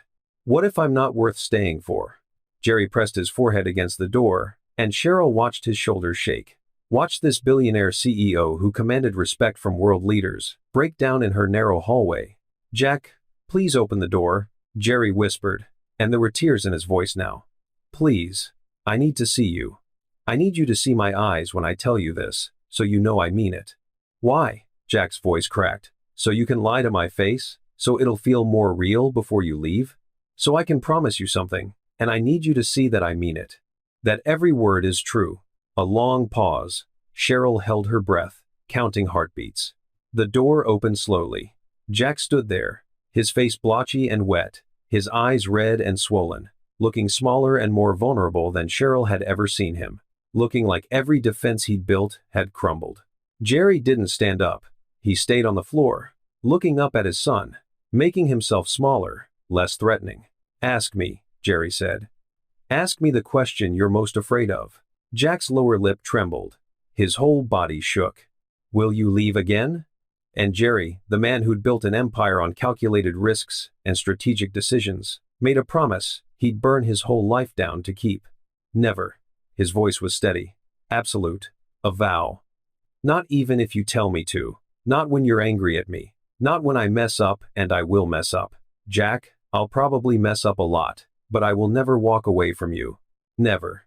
Do you understand? I will be here when you want me, and when you don't. When you're happy with me, and when you're furious. I'm staying. Forever. How do I know you mean it? How do I know this isn't just temporary? Jerry reached into his pocket and pulled out his phone, pulled up his calendar app with shaking hands, and showed it to Jack, turning the screen so he could see clearly. See this? Every Saturday is blocked, says Jack time. I told my assistant to never schedule anything then, ever, period. No exceptions. He scrolled through months of calendar entries. See Tuesday and Thursday evenings? Same thing, every one, for as long as you need me, for as long as you want me, forever. Jack stared at the phone, at months and months of Saturdays, marked with his name, at a future his father had already planned around him. But what if? I've already told my board I'm stepping back, Jerry interrupted, needing Jack to understand the totality of this. Promoted 2 VPs to handle day-to-day operations. I'm keeping the company anymore. Not the way I was. Not 60 hours a week. Not missing your life for meetings that don't matter. Cheryl's breath caught. Jerry, that's your whole career. I lost 6 years, he said, his eyes never leaving Jack's face. I'm not losing any more. My company made me rich. But you, Jack, you make me want to be better. You make me understand what actually matters. And no amount of money is worth missing one more day with you. Not one more soccer game. Not one more science project. Not one more Tuesday evening pizza. Nothing. Jack stood there, walls crumbling, hope and fear battling on his small face. They said you only want me for publicity, he whispered. They're wrong. They said you'll get bored when the attention stops. They're wrong about that too. They said, Jack. Jerry reached up slowly, telegraphing the movement, giving his son time to pull away. When Jack didn't move, Jerry gently took his hand. I don't care what they say. I care what you need. And what you need is a dad who shows up, who stays, who chooses you first. So that's what I'm going to be. Every single day. Whether anyone's watching or not. Jack's face crumpled. His whole body shook with the force of emotions too big to contain. And then finally, he fell into Jerry's arms like he'd been waiting 6 years for permission. I'm scared, Jack sobbed into his father's shoulder, his small body trembling. I'm scared you'll change your mind. I'm scared you'll realize I'm not worth it. I'm scared. I won't. I promise, Jack. I promise on everything I have, everything I am, that I won't change my mind. You are worth it. You've always been worth it. Jerry wrapped his arms around his son and held him like he should have been holding him for 6 years. Like he'd never let go again. I'm so sorry you ever had to question that. I'm so sorry. They sat there on the floor, father and son, while Jack cried out years of hurt and Jerry whispered promises he'd die before breaking. Cheryl watched from the doorway, her own face wet, her heart breaking and healing in the same impossible moment. When Jack finally pulled back, his voice was hoarse but steadier. Will you really be at the father-son baseball game, even when the news stops talking about us? I'll be at every game, Jerry said with absolute conviction. Every event, every science fair, and school assembly, and Saturday morning breakfast. All of it, Jack. Whether anyone's taking pictures or not, whether it's newsworthy or not. I'll be there because you're my son. And that's what fathers do. They show up. Jack wiped his face with his sleeve, looked at his father with eyes that wanted desperately to believe, that were learning how. Okay, he whispered. Okay. And in that small apartment, with broken model rockets scattered across the floor and tears still drying on faces, something impossible began to heal. This is the moment that matters most, isn't it? When someone has every reason not to believe you, and you show them anyway. When you don't just say the words, you show the calendar entries. You walk away from the career, you sit on the floor and wait for a child to be ready. That's what real change looks like. If you believe people can actually change when they finally understand what matters, if you've ever had to rebuild trust from nothing, leave trust again? Because what happens next is going to test everything. Jack fell asleep on the couch that night, his head in Jerry's lap, one hand still gripping his father's sleeve, like he was afraid Jerry might disappear if he let go. The TV was on, but no one was watching. The sound was just background noise to the silence of healing. Cheryl watched from the kitchen doorway, dish towel twisted in her hands, her heart doing complicated things she didn't want to name. Things that felt dangerous. Things that felt like opening doors she'd sealed shut 7 years ago. Jerry sat perfectly still, afraid to move, afraid to wake Jack, afraid to disturb this fragile piece they'd somehow built from wreckage. His hand rested on Jack's hair, fingers moving in slow, careful strokes that spoke of a tenderness he'd probably never shown anyone. A gentleness that didn't match his boardroom reputation. The apartment was quiet, except for Jack's steady breathing and the distant hum of traffic outside. The broken model rockets had been swept up, the tears had dried. But the weight of what had happened and what it meant hung heavy in the air between them. "I should get him to bed," Cheryl said softly, moving toward the couch. "Let me." Jerry's voice was quiet. "Careful, if that's okay." She hesitated. This felt like letting him further into their life, into their routines, into the intimate evening rituals that had been just hers and Jack's for 6 years. But Jack was gripping his father's sleeve, and Jerry was looking at her with something like pleading in his eyes. She nodded, watched as Jerry slowly, carefully lifted Jack into his arms. The boy didn't wake, just shifted slightly, his head falling against Jerry's shoulder in unconscious trust that made Cheryl's chest tight. Jerry carried him down the narrow hallway to his room like he was holding something infinitely precious and infinitely breakable. Like this was a privilege he'd never take for granted. Cheryl followed, turning down Jack's covers while Jerry laid him gently on the bed. Together, in silence that felt oddly comfortable, they removed his shoes, pulled the blanket up, made sure his nightlight was on because Jack still didn't like the dark, though he'd never admit it to anyone but her. Jerry stood there for a long moment, looking down at his son, sleeping peacefully now, the tear tracks still visible on his face. His hand reached out, then pulled back, then reached out again, to brush Jack's hair from his forehead in a gesture so tender it made Cheryl look away. "I missed this," Jerry whispered, tucking him in, seeing him sleep. "I missed all of it." Cheryl's throat tightened. "He still asks me to check for monsters under the bed sometimes. He's 6, but he won't sleep unless I do. Does he know they're not real? Probably, but sometimes we need someone to check anyway, even when we know there's nothing there. Sometimes we just need to know someone's willing to look." Jerry looked at her then, and something in his expression made her heart skip, made her remember being 22 and believing in forever. "Yeah," he said quietly, "sometimes we do."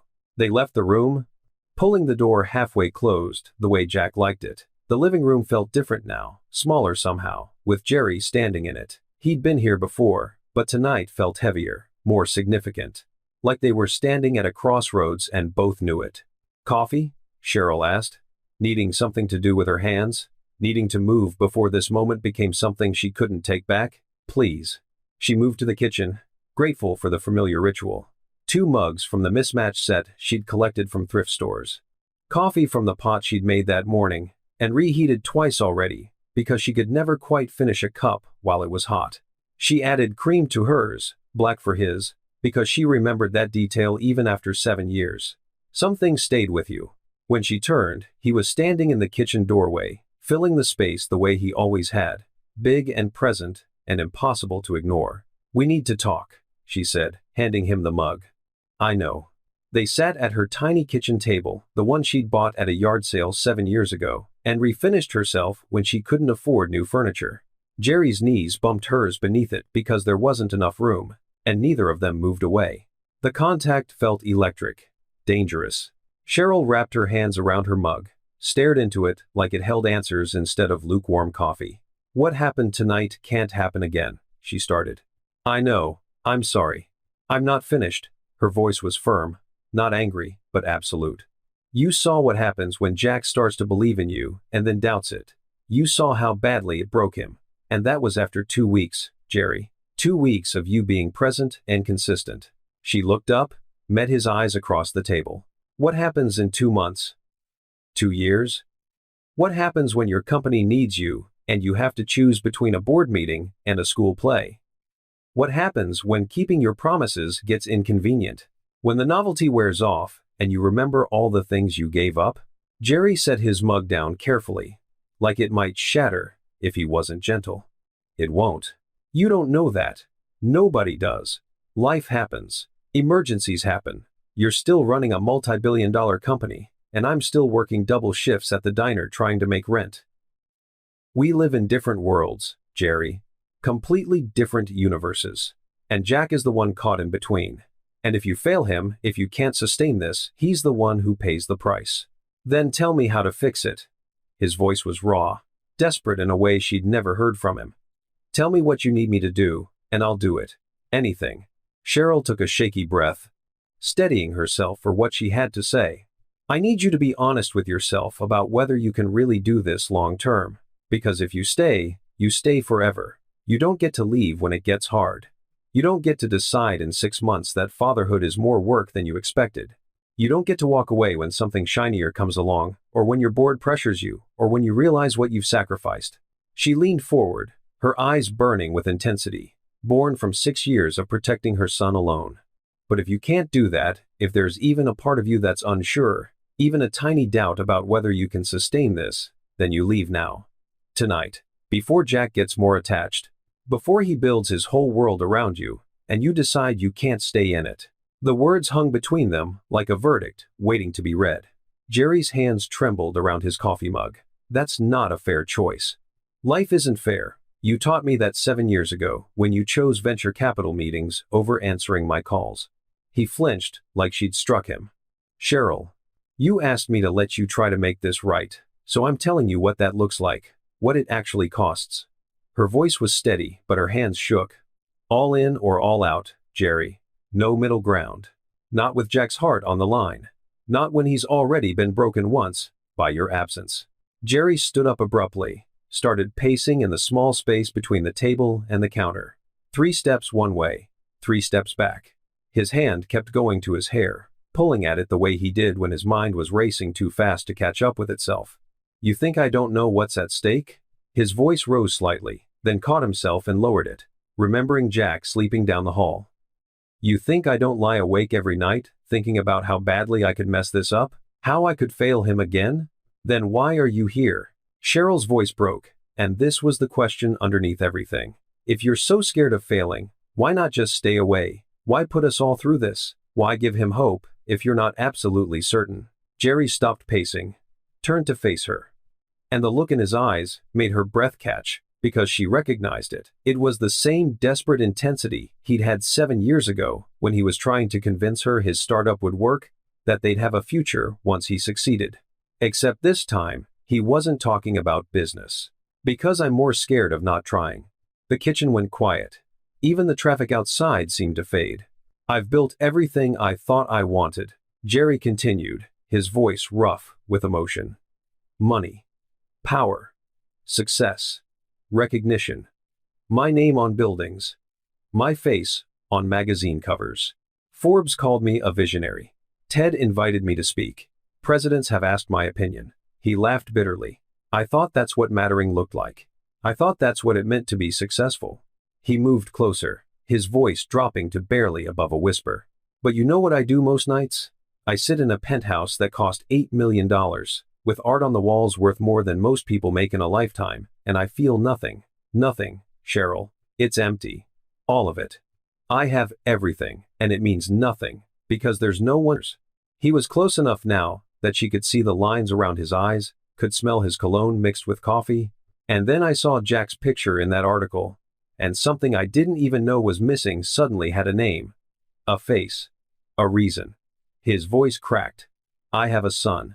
And he's brilliant and brave, and so much better than I deserve. And for the first time in 7 years, I felt something real.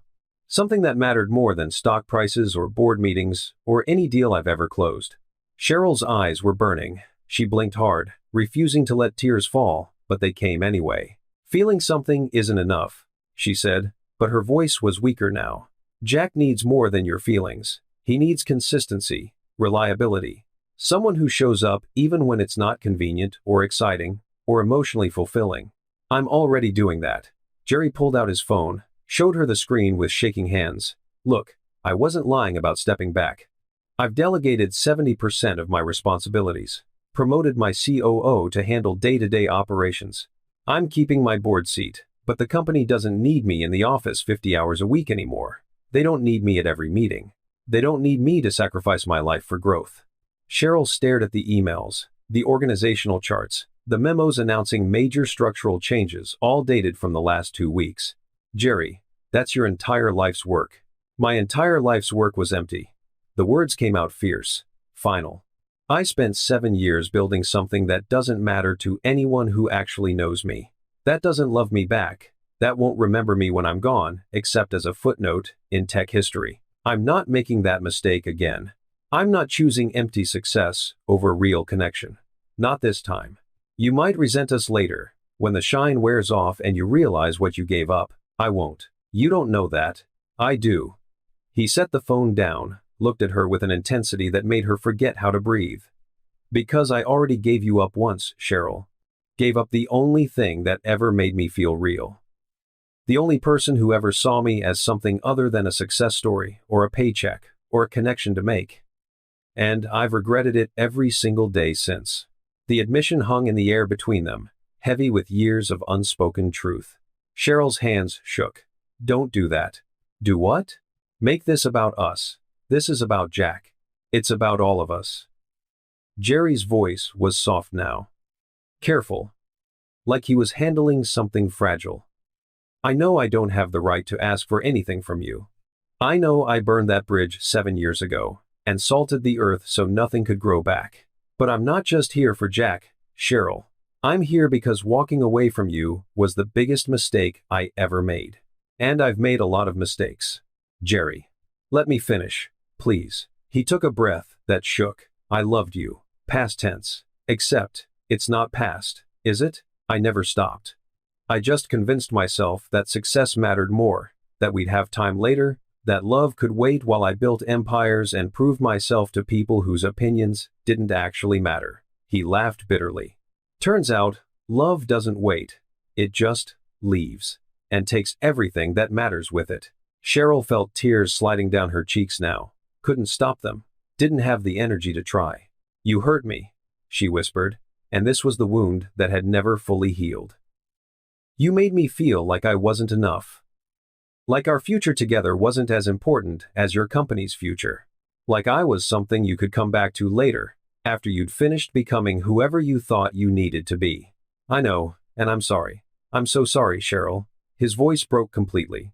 If I could go back and choose differently, if I could answer those calls, read those messages, be there when you needed me, I would give everything I have for that chance. Everything. But you can't. None of us can. She wiped at her face roughly, with the back of her hand. We can only move forward from here. And moving forward means being honest about what this is and what it can be. What do you want it to be? The question was too big, too complicated, too dangerous to answer honestly. I want you to be Jack's father, she said carefully, choosing her words like stepping stones across a river. I want him to have what he's always needed. That's all I can think about right now. That's all that matters. And after, Jerry's voice was quiet. After he's secure? After he knows I'm not leaving? What then, Cheryl? She looked at him, really looked at him, saw the gray at his temples that hadn't been there before, the lines around his eyes that came from years of stress and sleepless nights. The way 7 years had changed them both into people their younger selves might not recognize. But underneath it all, she saw the 23-year-old in the coffee shop who'd made her believe in forever. Except now, he'd learned what forever actually cost, what it required. And he was saying he was willing to pay it. I don't know, she admitted, and the honesty felt like stepping off a cliff. I spent 7 years learning not to need you. Learning to be enough on my own. Learning to protect myself and Jack from disappointment. I can't just forget that, because you showed up with promises and changed your calendar settings. I'm not asking you to forget. I'm asking for a chance to prove those promises are real. To show you that I've learned, that I've changed, that I finally understand what actually matters. He leaned forward, his elbows on the table, his eyes searching hers desperately. I want to be here, Cheryl. Not as a billionaire trying to ease his guilt by writing checks. Not as a charity case checking boxes on some redemption tour. I want to be here as Jack's father. As someone who's finally figured out what actually matters in life. He paused, and something in his expression shifted. Became more vulnerable, more honest, more terrifying, and maybe as something more.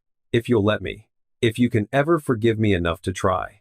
The words hung in the small kitchen, full of possibility and danger and hope that terrified her more than anything had in years.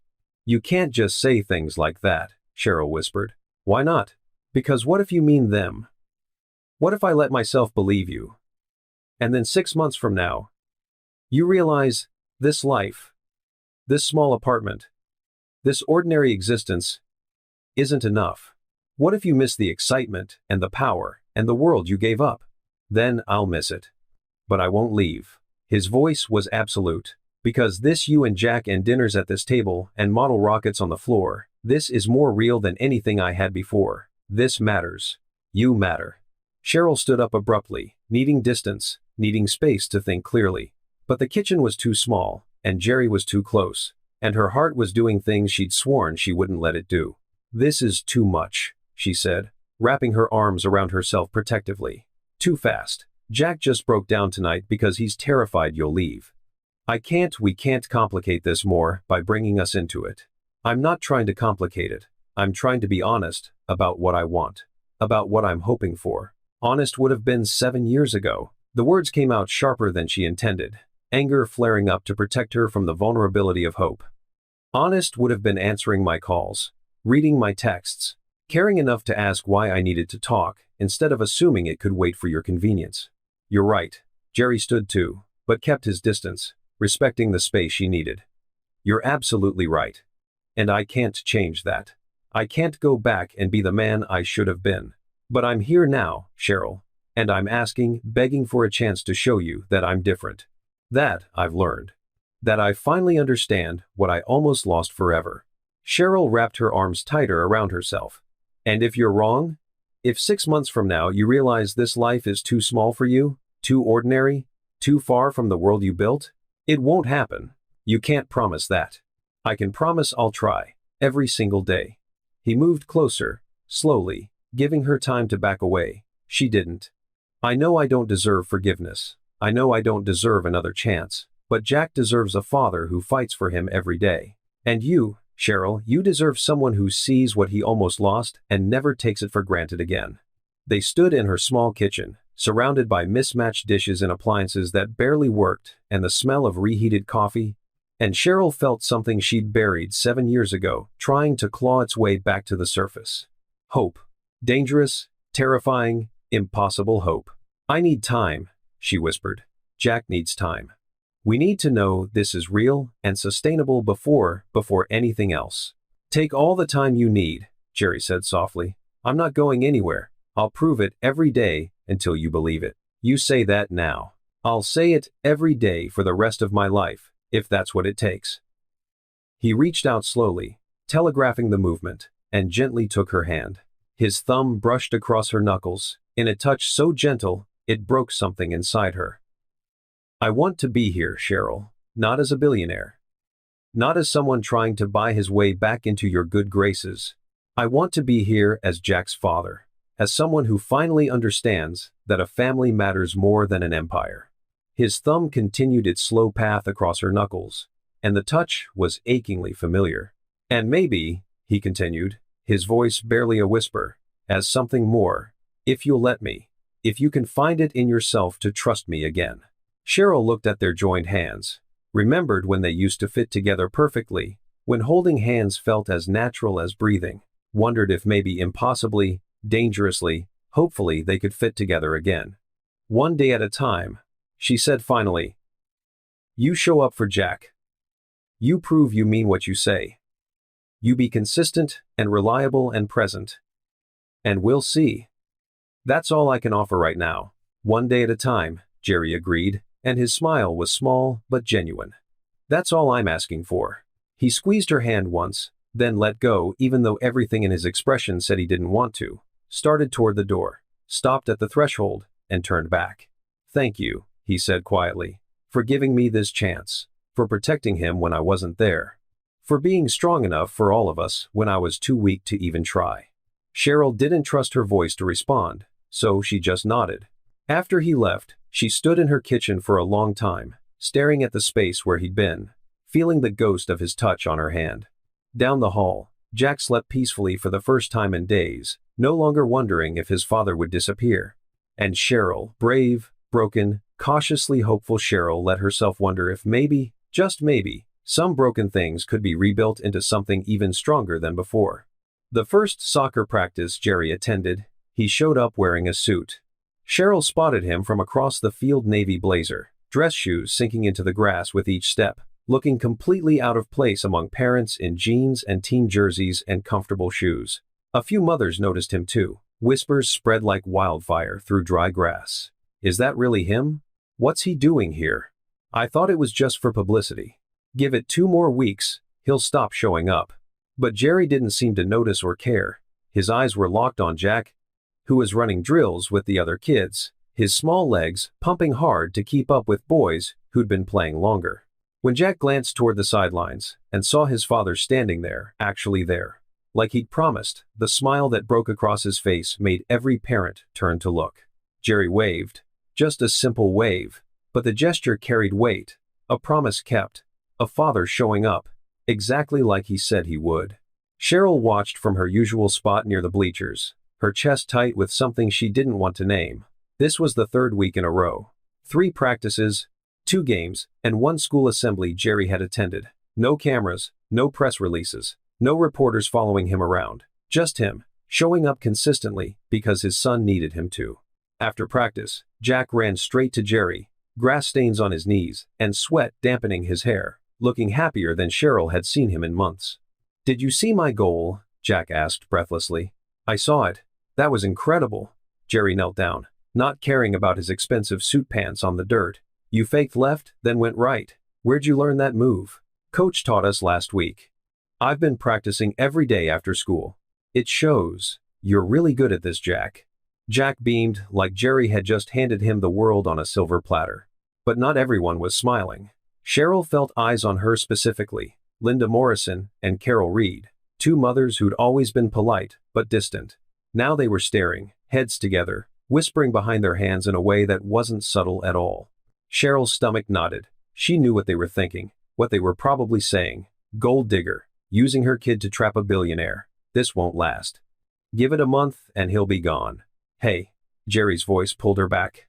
He'd walked over with Jack, who was now showing him a new rocket design he'd sketched during lunch. "Ready to go?" Cheryl asked, avoiding eye contact with the other mothers who were still watching them. "Actually," Jerry glanced at Jack, then back at her, "I was hoping we could grab dinner, all of us. There's this place near here that has amazing burgers," and Jack mentioned he's never been. Jack's eyes lit up with hope and excitement. "Really? Can we, Mom?" Cheryl hesitated. Dinner meant being seen together in public as a family unit, meant more gossip, more speculation, more questions she didn't have answers to, meant acknowledging that this thing between them, whatever it was becoming, was real enough to be visible. "Please, Mom?" Jack's voice was hopeful in a way that made her chest ache. She looked at Jerry, saw the question in his eyes. "Is this okay? Are we ready for this?" "Okay," she heard herself say, "but somewhere quiet. No fancy places." The diner Jerry chose was a small family place with cracked vinyl booths and laminated menus that had been wiped clean so many times the pictures were fading. Nothing fancy, nothing that screamed billionaire trying to impress. Just good food and reasonable prices and families eating together on a weeknight. Jack ordered a cheeseburger and chocolate shake, talked nonstop about the robot he was building for his science class, how the sensors weren't calibrating right, how he needed better motors, how his teacher said his design was the most advanced in the entire 6th grade. Jerry listened to every word, like it was the most important business presentation he'd ever heard. Asked questions that showed he was actually paying attention. Pulled out his phone to show Jack videos of industrial robots his company had helped design, explaining the mechanics in ways Jack could understand. Their heads bent together over the small screen, and Cheryl watched something shift in Jack's posture. He sat taller, spoke more confidently, like having his father's undivided attention made him believe in himself more. After dinner, when Jerry walked them to Cheryl's car, he said quietly, "I want to build him something." "What do you mean?" Jack's passionate about space and robotics. He should have somewhere to work on his projects. Somewhere better than that tiny desk in his room that's barely big enough for his homework. Jerry pulled out his phone, showed her sketches he'd apparently been working on for days. A workshop area? Nothing huge, just a small shed with a workbench, proper tools, maybe a telescope mount on top for stargazing. Cheryl stared at the detailed plans, complete with measurements and materials lists.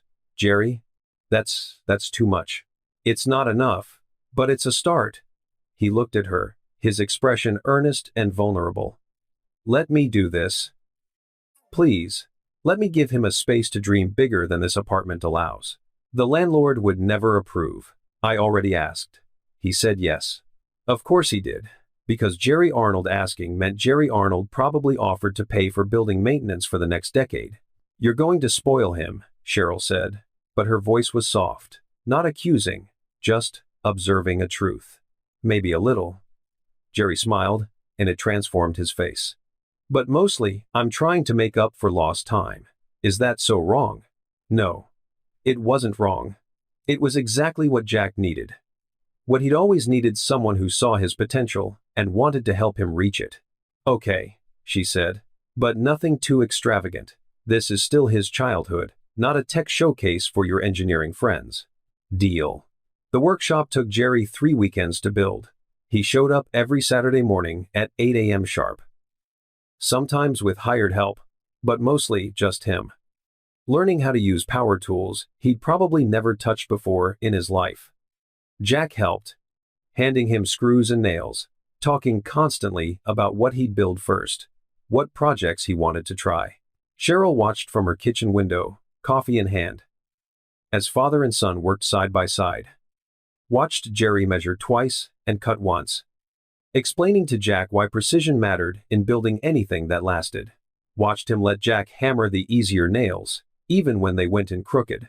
Watched him ruffle Jack's hair when the boy got frustrated, speaking too quietly for Cheryl to hear, but clearly saying something that made Jack laugh and try again.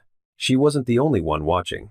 The neighbors had noticed. Of course they had. By the second weekend, there were always a few people lingering nearby, pretending to check their mail or water plants that clearly didn't need watering. Phones out, pictures being taken, videos being recorded. By Monday, the pictures were online. Local news picked it up first, then national outlets. Billionaire CEO builds workshop for newly discovered son. The headlines made it sound calculated, strategic. Like Jerry was performing fatherhood for good publicity rather than genuinely trying to connect with his child. Cheryl's phone buzzed constantly with texts from people she barely knew. Saw the article. How long have you known who Jack's father was? Must be nice to have a billionaire on the hook for child support. My cousin says Jerry's just doing this for tax breaks. Rich people always have angles. Each message felt like a small cut. Death by 1,000 judgments from people who knew nothing about their situation. Wednesday afternoon, when she picked Jack up from school, she noticed other mothers giving her looks, some curious, some envious, some openly hostile. Linda Morrison actually turned away when Cheryl said hello, pretending she hadn't heard. That evening, when Jerry came over with Chinese takeout for dinner, Cheryl waited until Jack was in his room before confronting him. People are talking.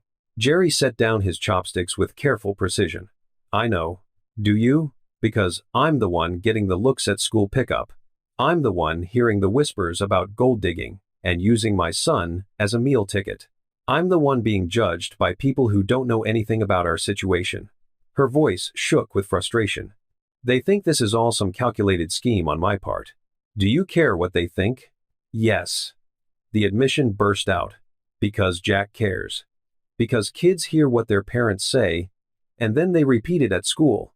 And Jack has to deal with the consequences. He already dealt with kids calling him a liar about having a dad. Now he has to deal with kids saying his dad is fake or temporary or just here for publicity. Jerry was quiet for a long moment, his expression unreadable. Then, a reporter called me yesterday, big national outlet. Offered me 6 figures for an exclusive interview about finding my secret son. Wanted photos, behind-the-scenes access, the whole package. Cheryl's blood ran cold. What did you say? I told him if he printed one word about Jack, without my explicit written permission, I'd bury him in lawsuits so deep his grandchildren would still be paying legal fees. Jerry's voice was calm, but absolute. Steel wrapped in velvet. Then I called my lawyer and had NDAs drawn up for anyone who works at Jack's school. Teachers, administrators, janitors, cafeteria staff. They exploit him for profit without facing serious legal consequences. Jerry. Let them talk, Cheryl. Let them whisper and speculate and judge all they want. I don't care what they think of me. I stopped caring about other people's opinions years ago. What I care about is protecting Jack. And you. Making sure their words don't actually hurt you. The intensity in his eyes made her breath catch. You can't control what people say, she whispered. No, but I can make sure their words don't have power. I can make sure Jack knows the truth. I can keep showing up every single day until everyone realizes this isn't a publicity stunt or a tax scheme or whatever else they want to believe. This is my life now. This is what matters. The workshop was finished on the third Sunday. Jerry installed the telescope mount himself, making sure it was secure enough to hold the expensive telescope he'd ordered as a surprise.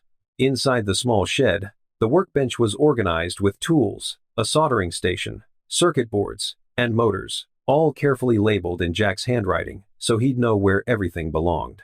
When Jerry lifted Jack onto his shoulders so he could hang the sign they'd made together, Jack's Workshop, painted in blue letters, on weathered wood, Cheryl felt something crack inside her chest.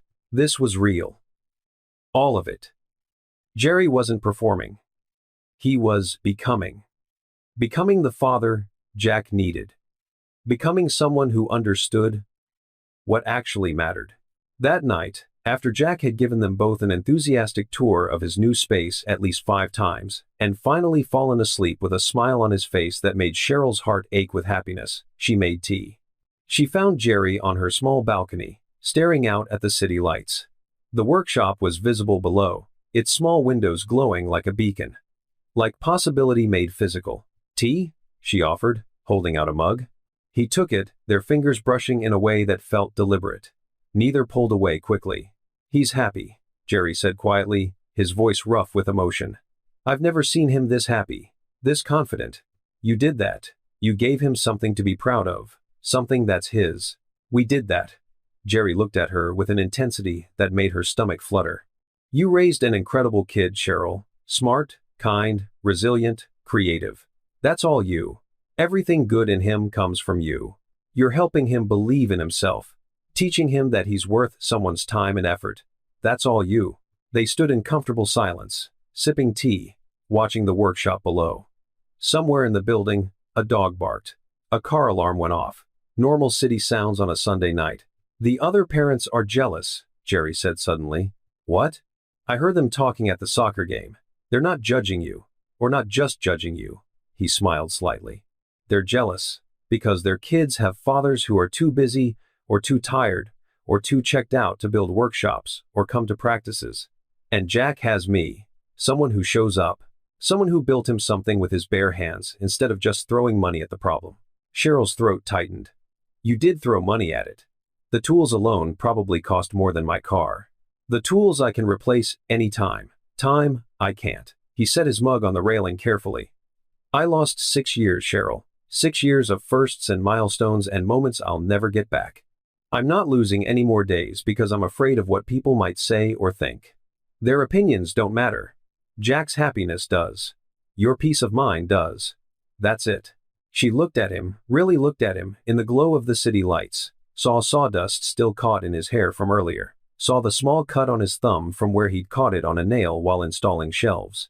Saw this billionaire who'd probably never done manual labor before in his life, standing on her balcony with evidence of real work on his hands.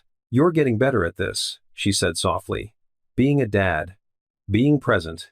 I have a good reason to try. His eyes met hers. And maybe, a good reason to hope for more. The moment stretched between them, full of possibility and danger, and something that felt dangerously like the beginning of forgiveness. Jack asked me today if you were staying forever, Cheryl said quietly. What did you tell him?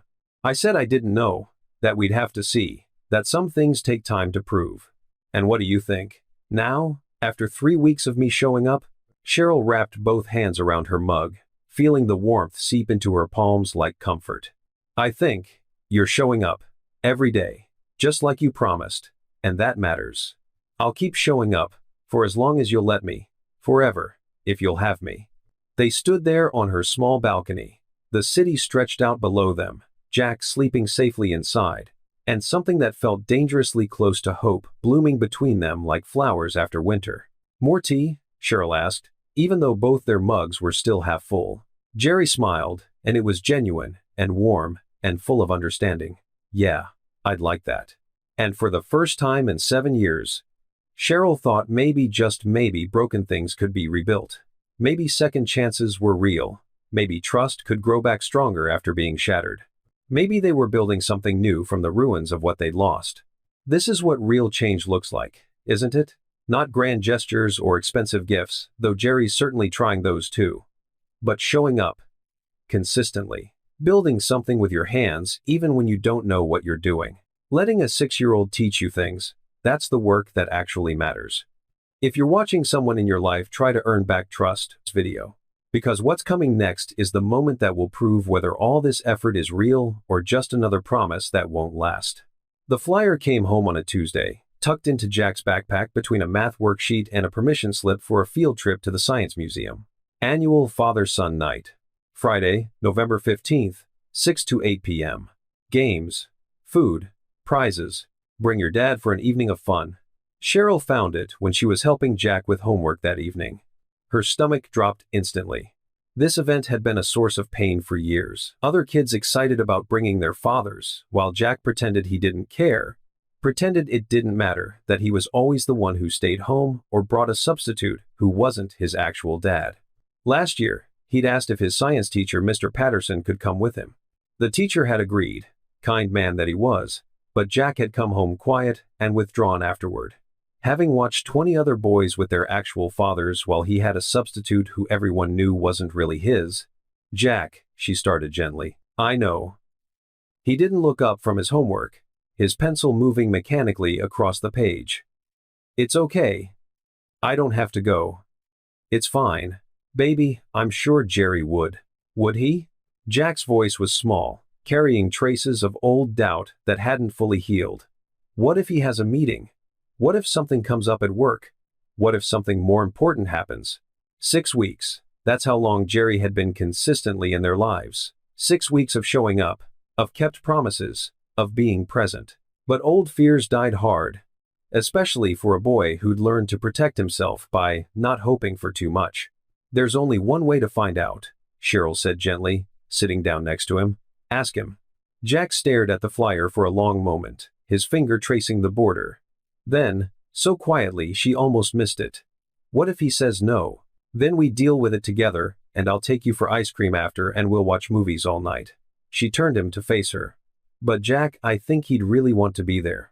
I think he's been waiting for you to invite him to something like this." That evening, when Jerry arrived for dinner, a routine they'd fallen into naturally, 3 nights a week, now Jack was quieter than usual. He pushed his food around his plate with his fork, creating patterns in the mashed potatoes. Kept glancing at his backpack, where the flyer was still tucked inside. Jerry noticed immediately. Of course he did. He'd gotten remarkably good at reading Jack's moods, at sensing when something was bothering his son. "What's up, buddy?" Jerry asked, setting down his fork to give Jack his full attention. "You've been quiet tonight." Jack glanced at Cheryl. She gave him an encouraging nod, a small smile that said, "It's okay to ask." "There's this thing at school," Jack started, his voice hesitant. "On Friday night, Father-Son Night. We play games and eat pizza and stuff. There are prizes." Jerry's expression softened immediately. "That sounds really fun." "Yeah."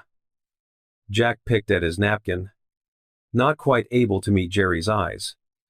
"I usually don't go. But I was thinking, maybe." He took a breath, forced the words out in a rush. "Will you go with me?" The question hung in the air for only a heartbeat before Jerry answered. Yes. No hesitation. No checking his calendar. No, "Let me see if I can move some things around," or "I'll try but I might be busy." Just, yes. Immediate and absolute. Jack's head snapped up. "Really? Really? I'd love to." Jerry smiled, and it transformed his whole face. "What time should I pick you up?" 6 o'clock. It starts at 6. Then I'll be here at 5:45.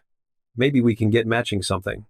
Matching shirts or hats, or what do people wear to these things? Jack actually giggled, the sound bright and joyful. "I don't know. Just normal clothes? I think. Then we'll figure it out together.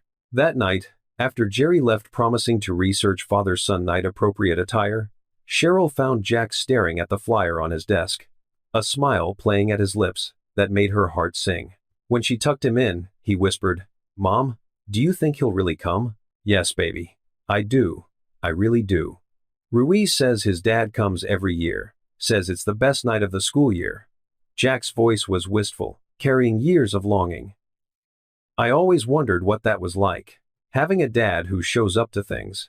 Cheryl kissed his forehead, smoothing his hair back. "This year, you'll find out." Friday arrived, feeling momentous. Jack changed his shirt 3 times, trying to find the right one. Combed his hair until it actually stayed flat, using way too much water. Stood by the window at 5:30, a full 15 minutes early, watching for Jerry's car with barely contained excitement. When the Mercedes pulled up at exactly 5:45, Jack's face split into a grin so wide it made Cheryl's chest ache with happiness. Jerry emerged from the car in jeans and a casual sweater, no suit this time, he'd learned. In his hand was a small box that immediately captured Jack's attention. "Ready?" Jerry asked when Jack opened the door, barely able to contain his excitement. "Ready." Jack practically bounced on his toes. Jerry handed him the box with a smile. "I got us something." Inside were matching baseball caps, nothing fancy or expensive, just simple navy blue with their initials embroidered on the side. JB and JA, father and son. Jack stared at them, then up at Jerry with eyes that were suspiciously shiny. "You got us matching hats?" "I figured. Father-son night. We should look like a team." Jerry's voice was casual, but Cheryl could hear the emotion underneath. The significance of this moment. "What do you think?" Jack put his on immediately, adjusting it carefully. Jerry did the same. And standing there in her small apartment, father and son wearing matching hats and matching grins and matching expressions of barely contained joy, Cheryl felt something shift permanently in her chest. This was real. This was happening. Her son was going to father-son night with his actual father. And the smile on his face was worth every risk she'd taken by letting Jerry back into their lives. "I'll have him back by 8:30, Jerry promised, looking at Cheryl. "Take your time," Cheryl said, even though every maternal instinct screamed to follow them. To witness this moment she'd hoped for since Jack was born. "Have fun. Make memories." As they walked toward the door together, Jack's hand found Jerry's naturally, like they'd been holding hands for years instead of weeks. Like this was normal. Like this was how it was supposed to be. Cheryl watched from the window as they drove away. Her hand pressed against the glass, tears streaming down her face, happy tears this time, grateful tears, hopeful tears. The school gym was packed when they arrived. Fathers and sons everywhere, throwing basketballs, playing cornhole, loading up plates with pizza and cookies. The noise was deafening, laughter and shouts, and the squeak of shoes on polished floors and music playing from speakers someone had set up. Jack hesitated at the entrance. This space held years of painful memories, years of watching from the sidelines, years of being the kid without a dad at the father-focused events. Jerry must have sensed the hesitation because his hand settled on Jack's shoulder, steady and reassuring. "You okay?" "Yeah." Jack straightened his shoulders, adjusted his matching hat. "Let's go." They'd barely stepped inside when the whispers started. "Is that Jerry Arnold? With Jack Beam? Oh my God, it really is him. I heard about this but I didn't actually believe. He actually showed up." Heads turned throughout the gymnasium. Conversations paused mid-sentence. Parents nudged each other, phones emerging from pockets faster than you could blink. The billionaire CEO at an elementary school, father-son night, wasn't something you saw every day. This was news. But Jerry ignored them all. Every stare, every whisper, every phone pointed in their direction. His attention was completely, totally, absolutely on Jack. "What do you want to do first?" Jerry asked, scanning the activities. "Basketball? Cornhole? I saw a 3-legged race sign up over there that looks hilariously difficult." Before Jack could answer, a familiar voice cut through the noise like a knife. Well. Look who actually showed up." Ruiz stood with his father, a tall man with the same cruel smirk his son had inherited. Wilder was beside them, looking less confident than usual, his eyes wide as he stared at Jerry. Jerry's hand tightened slightly on Jack's shoulder in a protective gesture, but his voice stayed calm and pleasant. Evening. Ruiz's father looked Jerry up and down with obvious judgment and poorly hidden envy. "So you're the famous father everyone's been talking about. Thought you'd be taller." "Dad," Ruiz started, suddenly uncertain, sensing this might not go the way he'd expected. But Jerry just smiled. Polite, unruffled, in complete control. "Jack, want to show me how to play that basketball game over there?" They walked away, leaving Ruiz and his father standing there, looking foolish. And Jack, brave, broken Jack who'd spent years being mocked, stood straighter than Cheryl had ever seen him. Walked with confidence that came from having backup, from finally having someone on his side. At the basketball station, they played together. Jerry was terrible at first, his shots bouncing off the rim more often than going in. But Jack coached him patiently, showed him the technique, demonstrated the proper form, and Jerry listened like Jack was the expert, because in this moment, he was. Other boys watched, other fathers noticed, and slowly, the atmosphere in the gym shifted. "He's actually playing with him," someone whispered. "Did you see that? He let his kid teach him instead of showing off. That's actually really sweet. My dad never listens when I try to teach him things." Across the gym, more fathers started actually engaging with their sons, instead of standing on the sidelines talking to other adults. Jerry's genuine interest in Jack's instructions was setting a tone, creating a standard.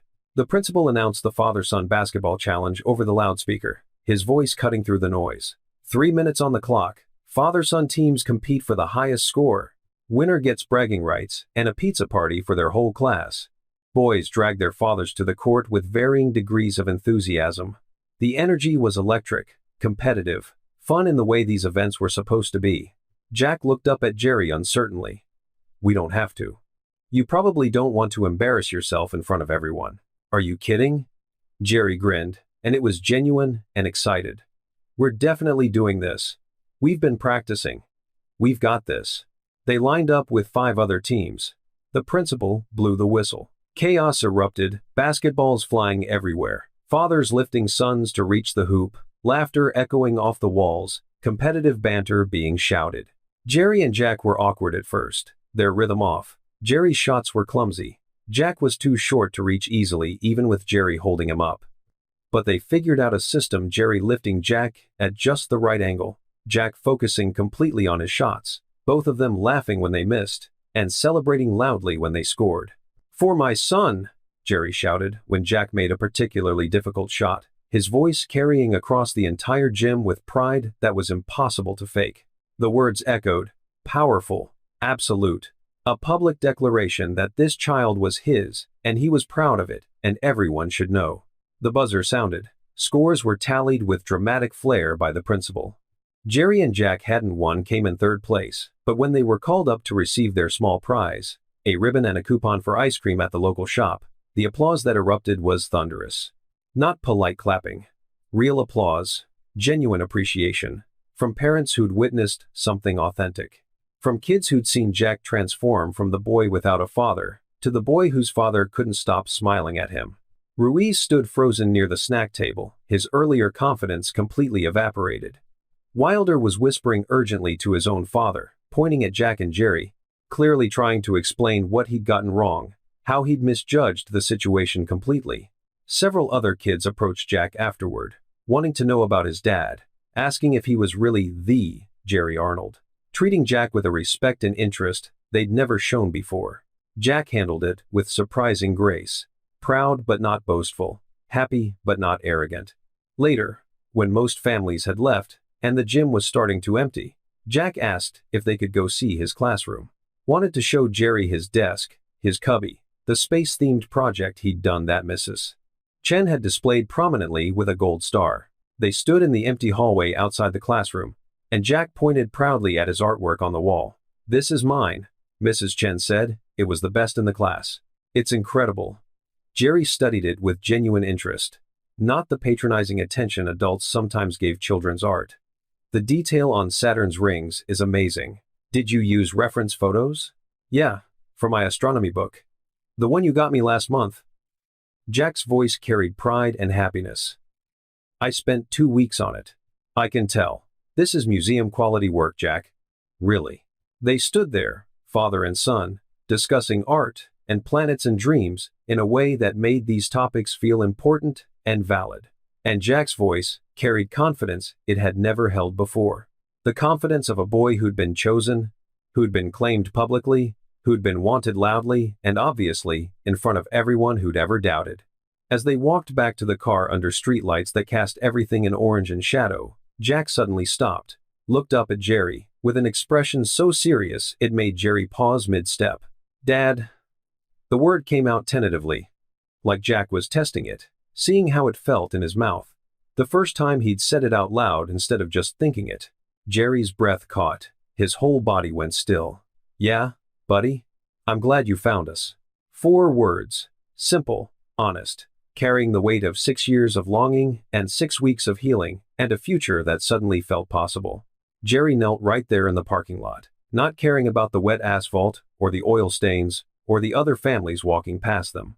He pulled Jack into a hug that was probably too tight, too desperate, too full of emotion for a regular Friday night in a school parking lot. "Me too," Jerry whispered, his voice rough and breaking. "Me too, Jack. Finding you was the best thing that ever happened to me." When they pulled apart, both had wet eyes glistening under the streetlights. Neither tried to hide it. Neither felt the need to. They drove back to the apartment with matching hats and matching smiles. Jack talking the entire way about the basketball game, about how other kids had been impressed, about how his teacher had invited Jerry to the science fair next month, about how maybe they could practice for next year's father-son night so they could actually win. Next year. Jack was already thinking about next year. Already believing Jerry would still be there. The fear was fading, being replaced with something stronger. Trust. When they arrived, Cheryl was waiting on the front steps, unable to stay inside any longer, needing to see her son's face and know how it had gone. Jack ran to her before Jerry had even fully parked. "Mom, we got 3rd place, and Dad lifted me so I could shoot better, and everyone saw. Everyone knows he's really my dad now. And other kids wanted to talk to me about him, and..." "Slow down, baby. Breathe." Cheryl laughed, but her eyes were on Jerry, who was walking up slowly, hands in his pockets, looking happier than she'd ever seen him. "You were there?" Jack's eyes widened with realization. "You came to watch?" "I couldn't miss it." She looked past him to Jerry, and something passed between them. Understanding, gratitude, recognition that they'd just crossed another threshold. "How could I miss this?" That night, after Jack had relived every moment 3 more times, with increasing detail and finally fallen asleep, clutching his ribbon and wearing his matching hat, Cheryl found Jerry sitting on her balcony again, their spot, apparently. She sat beside him without asking. They'd moved past needing permission for small moments like this. "He called me Dad," Jerry said quietly, staring out at the city lights. "In the parking lot. Just once. But he said it." "I know," he told me. Cheryl's voice was soft. 3 times, actually, very proudly. "Cheryl," Jerry's voice cracked with emotion. "Tonight. Seeing him so happy, so proud, watching him introduce me to other kids, like it was the most natural thing in the world. That's what I almost missed.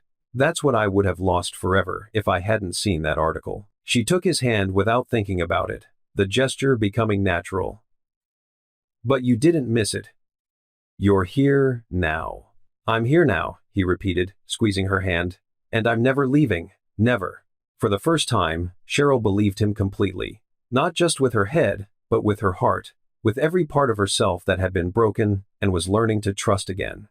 3 months later, on a Saturday evening in early December, when the first snow of the season was just starting to fall, Cheryl's apartment smelled like garlic and tomato sauce, and something else she hadn't smelled in years. Home. Not the home she'd built alone out of necessity and grit and stubborn determination, but home the way it was supposed to feel, full and warm and complete. Like all the pieces had finally found their place. "Dad, you're doing it wrong." Jack laughed from the kitchen, where Jerry was attempting to help with dinner, and failing somewhat spectacularly. "You have to stir constantly or it'll stick to the bottom." "I am stirring constantly," Jerry protested, wielding the wooden spoon like it might attack him at any moment. "This is constant stirring. That's occasional stirring at best."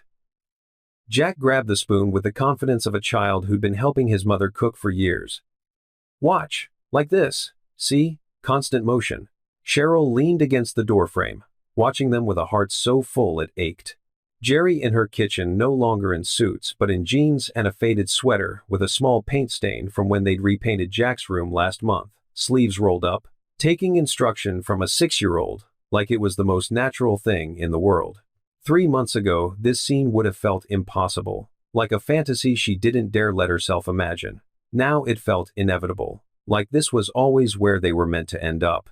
"How's it going in here?" she asked, moving to check the garlic bread in the oven. "Dad almost burned the sauce," Jack reported cheerfully, stirring with exaggerated care. "I was distracted," Jerry defended himself with a grin.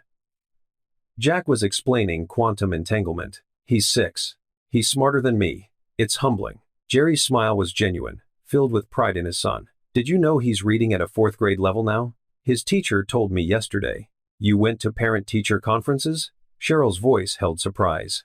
"Of course. It was on the calendar." Said so simply, like it was obvious, like there was nowhere else he would have been. Jack beamed, stirring the sauce with careful precision. This version of her son, confident, happy, secure, thriving, still took Cheryl's breath away sometimes. The walls he'd built around his heart had come down slowly, brick by brick, with every promise Jerry kept. And Jerry had kept them all. Every Saturday. Every Tuesday and Thursday evening. Every school event. Science fair. Soccer game. And random Wednesday afternoon, when Jack just wanted to show him a new drawing or robot design. Jerry showed up.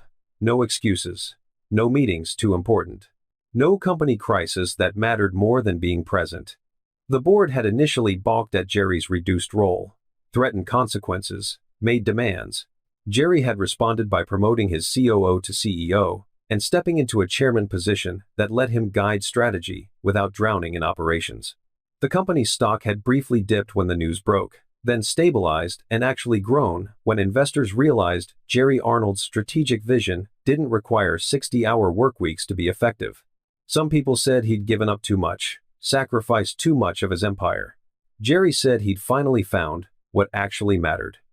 After dinner, a surprisingly edible pasta that Jerry only messed up twice, which was progress, they played cards at the small kitchen table that had somehow become the center of their family life.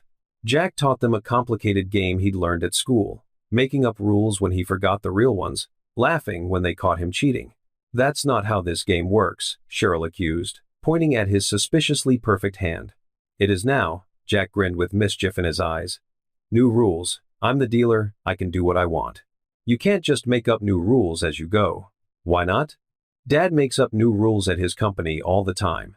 Jerry laughed, not the polished chuckle he used in interviews, but a real laugh that came from somewhere deep and genuine and unguarded. The sound of it made something warm bloom in Cheryl's chest every time she heard it. This was what she'd wanted for Jack. What she'd tried to give him alone but couldn't: this ease, this wholeness, this sense of belonging to something bigger than just the two of them fighting against the world. But more than that, and this was the part that both scared and thrilled her, it was what she'd wanted for herself. Up at her across a table full of cards and made-up rules, and saw not just Jack's mother, but her, Cheryl. The woman she'd been before exhaustion and single parenthood had buried that person. Around 9, Jack started yawning between hands, his eyes heavy, despite his protests, his movements slowing. "Bedtime," Cheryl announced gently. "5 more minutes?" Jack pleaded with the universal child's prayer. "You said that 20 minutes ago," Jerry pointed out with a smile, ruffling Jack's hair. "Come on, buddy. You've got a big day tomorrow." They'd planned a trip to the Science Museum, all 3 of them. Another weekend tradition that had developed naturally, like breathing, like family. Jack went to get ready for bed without much protest, his energy finally depleted. When he came back out in his rocket ship pajamas, he hugged Cheryl goodnight with fierce affection, then turned to Jerry. "You'll be here tomorrow?" Jack asked, and he still asked sometimes, even though Jerry always was. Old habits of protecting himself died slowly, leaving traces. 7 a.m. sharp, Jerry promised, without hesitation. "I'll bring the good donuts. The ones with sprinkles?" "The ones with sprinkles. And maybe some of those chocolate ones you like." Satisfied, Jack headed to bed. But at his doorway, he paused and looked back with an expression that was becoming increasingly common: pure contentment. "Dad?" Jerry's head came up immediately, and the word still did that to him, made him stop everything, made his full attention snap into focus like nothing else could. Yeah, buddy. Thanks for staying. Simple words. But they carried weight, acknowledgement of the promise kept every single day, the fear overcome, the choice made consistently to be present. Thanks for letting me, Jerry said, his voice rough with emotion. Best decision I ever made. After Jack's door closed, and the sound of his breathing became steady and peaceful, Cheryl started cleaning up the kitchen. Jerry helped without being asked, another rhythm they'd fallen into over 3 months. He washed. She dried. Moving around each other in the small space, with the ease of practice, of partnership, of something that was becoming more than co-parenting. He's different now, Cheryl said quietly, carefully drying a plate. Lighter somehow. Like he's not carrying the weight of that question anymore. What question? Why wasn't I enough to make my dad stay? She set the plate in the cabinet with gentle precision. It's the question every kid with an absent parent asks themselves. Jack just finally got an answer that had nothing to do with his worth. Jerry's hands stilled in the soapy water, gripping a plate too tightly. I did that to him. Made him question his worth. Because I wasn't there to show him he mattered. You can't change the past. Cheryl took the plate he was holding, dried it carefully.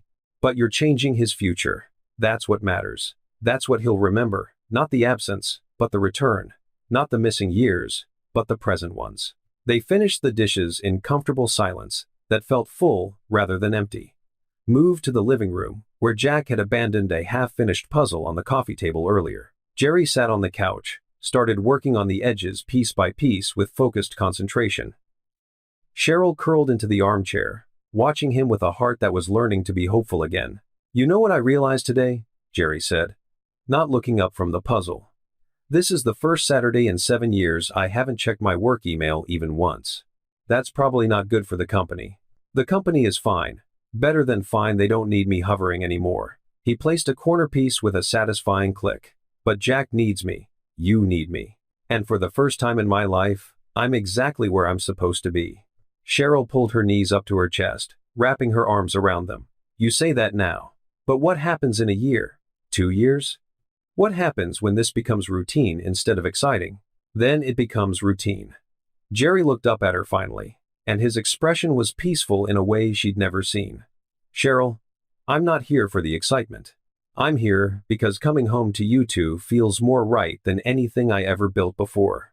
Because Jack's laugh matters more than any board meeting. Because your smile when I do something right makes me happier than any deal I ever closed. The words hung between them, heavy with implication and promise, and feelings neither had fully named yet. I don't know what the future looks like, Cheryl whispered, and this was the truth she'd been afraid to speak. Jerry set down the puzzle piece in his hand, with careful deliberation, stood up slowly, moved to sit on the arm of her chair, close but not crowding, giving her space to breathe. I just know I want to be in it, he said quietly, and his voice carried absolute certainty. In whatever way you'll let me. Cheryl looked up at him, at this man who'd broken her heart and spent 3 months proving he'd learned how to handle it more carefully. This father who'd shown up for his son every single day without fail. This person who'd chosen them over empires and stock prices, and everything he'd once thought mattered. She thought about the letters she'd written and never sent, filled with longing and pain and moments he'd missed. She thought about the years she'd spent protecting Jack from disappointment, building walls to survive. She thought about how those walls had kept them safe, but also kept them isolated. And she thought about Jack's face tonight, light and free and whole in a way he'd never been before. Maybe some walls deserved to come down. She reached out slowly, giving herself time to change her mind, and took Jerry's hand. His breath caught at the contact. But he stayed still, letting her control this moment. One day at a time, she said softly, but there was less fear in her voice now, more possibility. One day at a time, he agreed, and his smile was small but genuine and full of hope. They sat there as the apartment quieted around them, as the city sounds outside grew distant, as the first snow of winter fell past the window in soft white flakes that caught the streetlight. From down the hall, they could hear Jack's soft snoring, the sound of a child sleeping peacefully, no longer afraid his father would disappear before morning, no longer wondering if he was worth staying for. He asked me last week if we were going to get married, Cheryl said suddenly, surprising herself. Jerry went very still. What did you tell him? That grown-ups are complicated, that we're figuring things out, that some things take time. She squeezed his hand. He said that's fine, but could you at least stay forever? Because he likes having you around. Smart kid. Jerry's voice was rough with emotion. He gets that from me. I don't doubt it. He paused then. For the record, I would stay forever. I mean, if you wanted me to. When you're ready. If you're ever ready. Cheryl's heart did something complicated in her chest, fear and hope and possibility all tangled together. Jerry, I'm not asking, not yet, not until you're ready. His thumb traced circles on the back of her hand, the touch gentle and patient. I'm just saying, whenever you are ready, if you ever are, I'm here. I'm not going anywhere. I'm building a life that includes you and Jack at the center, not the margins. She looked at him, really looked at him, in the soft light of her living room. This man who'd shown up at a school assembly and changed everything.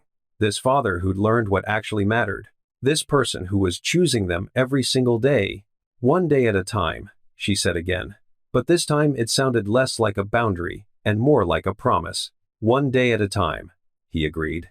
They sat there in the quiet of her small living room, hands joined, breathing synchronized, watching snowflakes fall past the window. Down the hall, Jack slept secure in the knowledge that his father would be there in the morning. In the kitchen, dishes dried in the rack from a meal they'd made together. On the coffee table, an unfinished puzzle waited for tomorrow. Nothing was perfect. The apartment was still small. Money was still sometimes tight despite Jerry's help. They still had hard conversations ahead about what their future looked like. Cheryl still had moments where old fears whispered that this couldn't last. But Jack was happy. Really, truly, deeply happy. And Jerry was here, really, truly, consistently here. And Cheryl was learning slowly, carefully, hopefully to believe in second chances. They weren't perfect, and the road ahead wasn't certain. There would be more challenges, more doubts to overcome. More moments when they'd have to choose each other again. But for the first time in years, their family had a beginning instead of an ending. And that was enough. For now, that was more than enough. You know what this story is really about? It's about showing up. Not once, not when it's convenient, but every single day. It's about understanding that the things we build, companies, careers, empires, mean nothing compared to the people we love. Jerry spent 7 years chasing success and found it empty. But he spent 3 months being present and found everything that mattered. If this story moved you, if you believe in second chances, in people who finally understand what matters, in families that rebuild themselves, we all deserve stories that remind us what's actually worth fighting for. And if you know someone who needs to hear this, someone chasing the wrong things, someone who walked away and wants to come back, sometimes we all need reminded that it's never too late to choose. What would you choose? The empire or the family?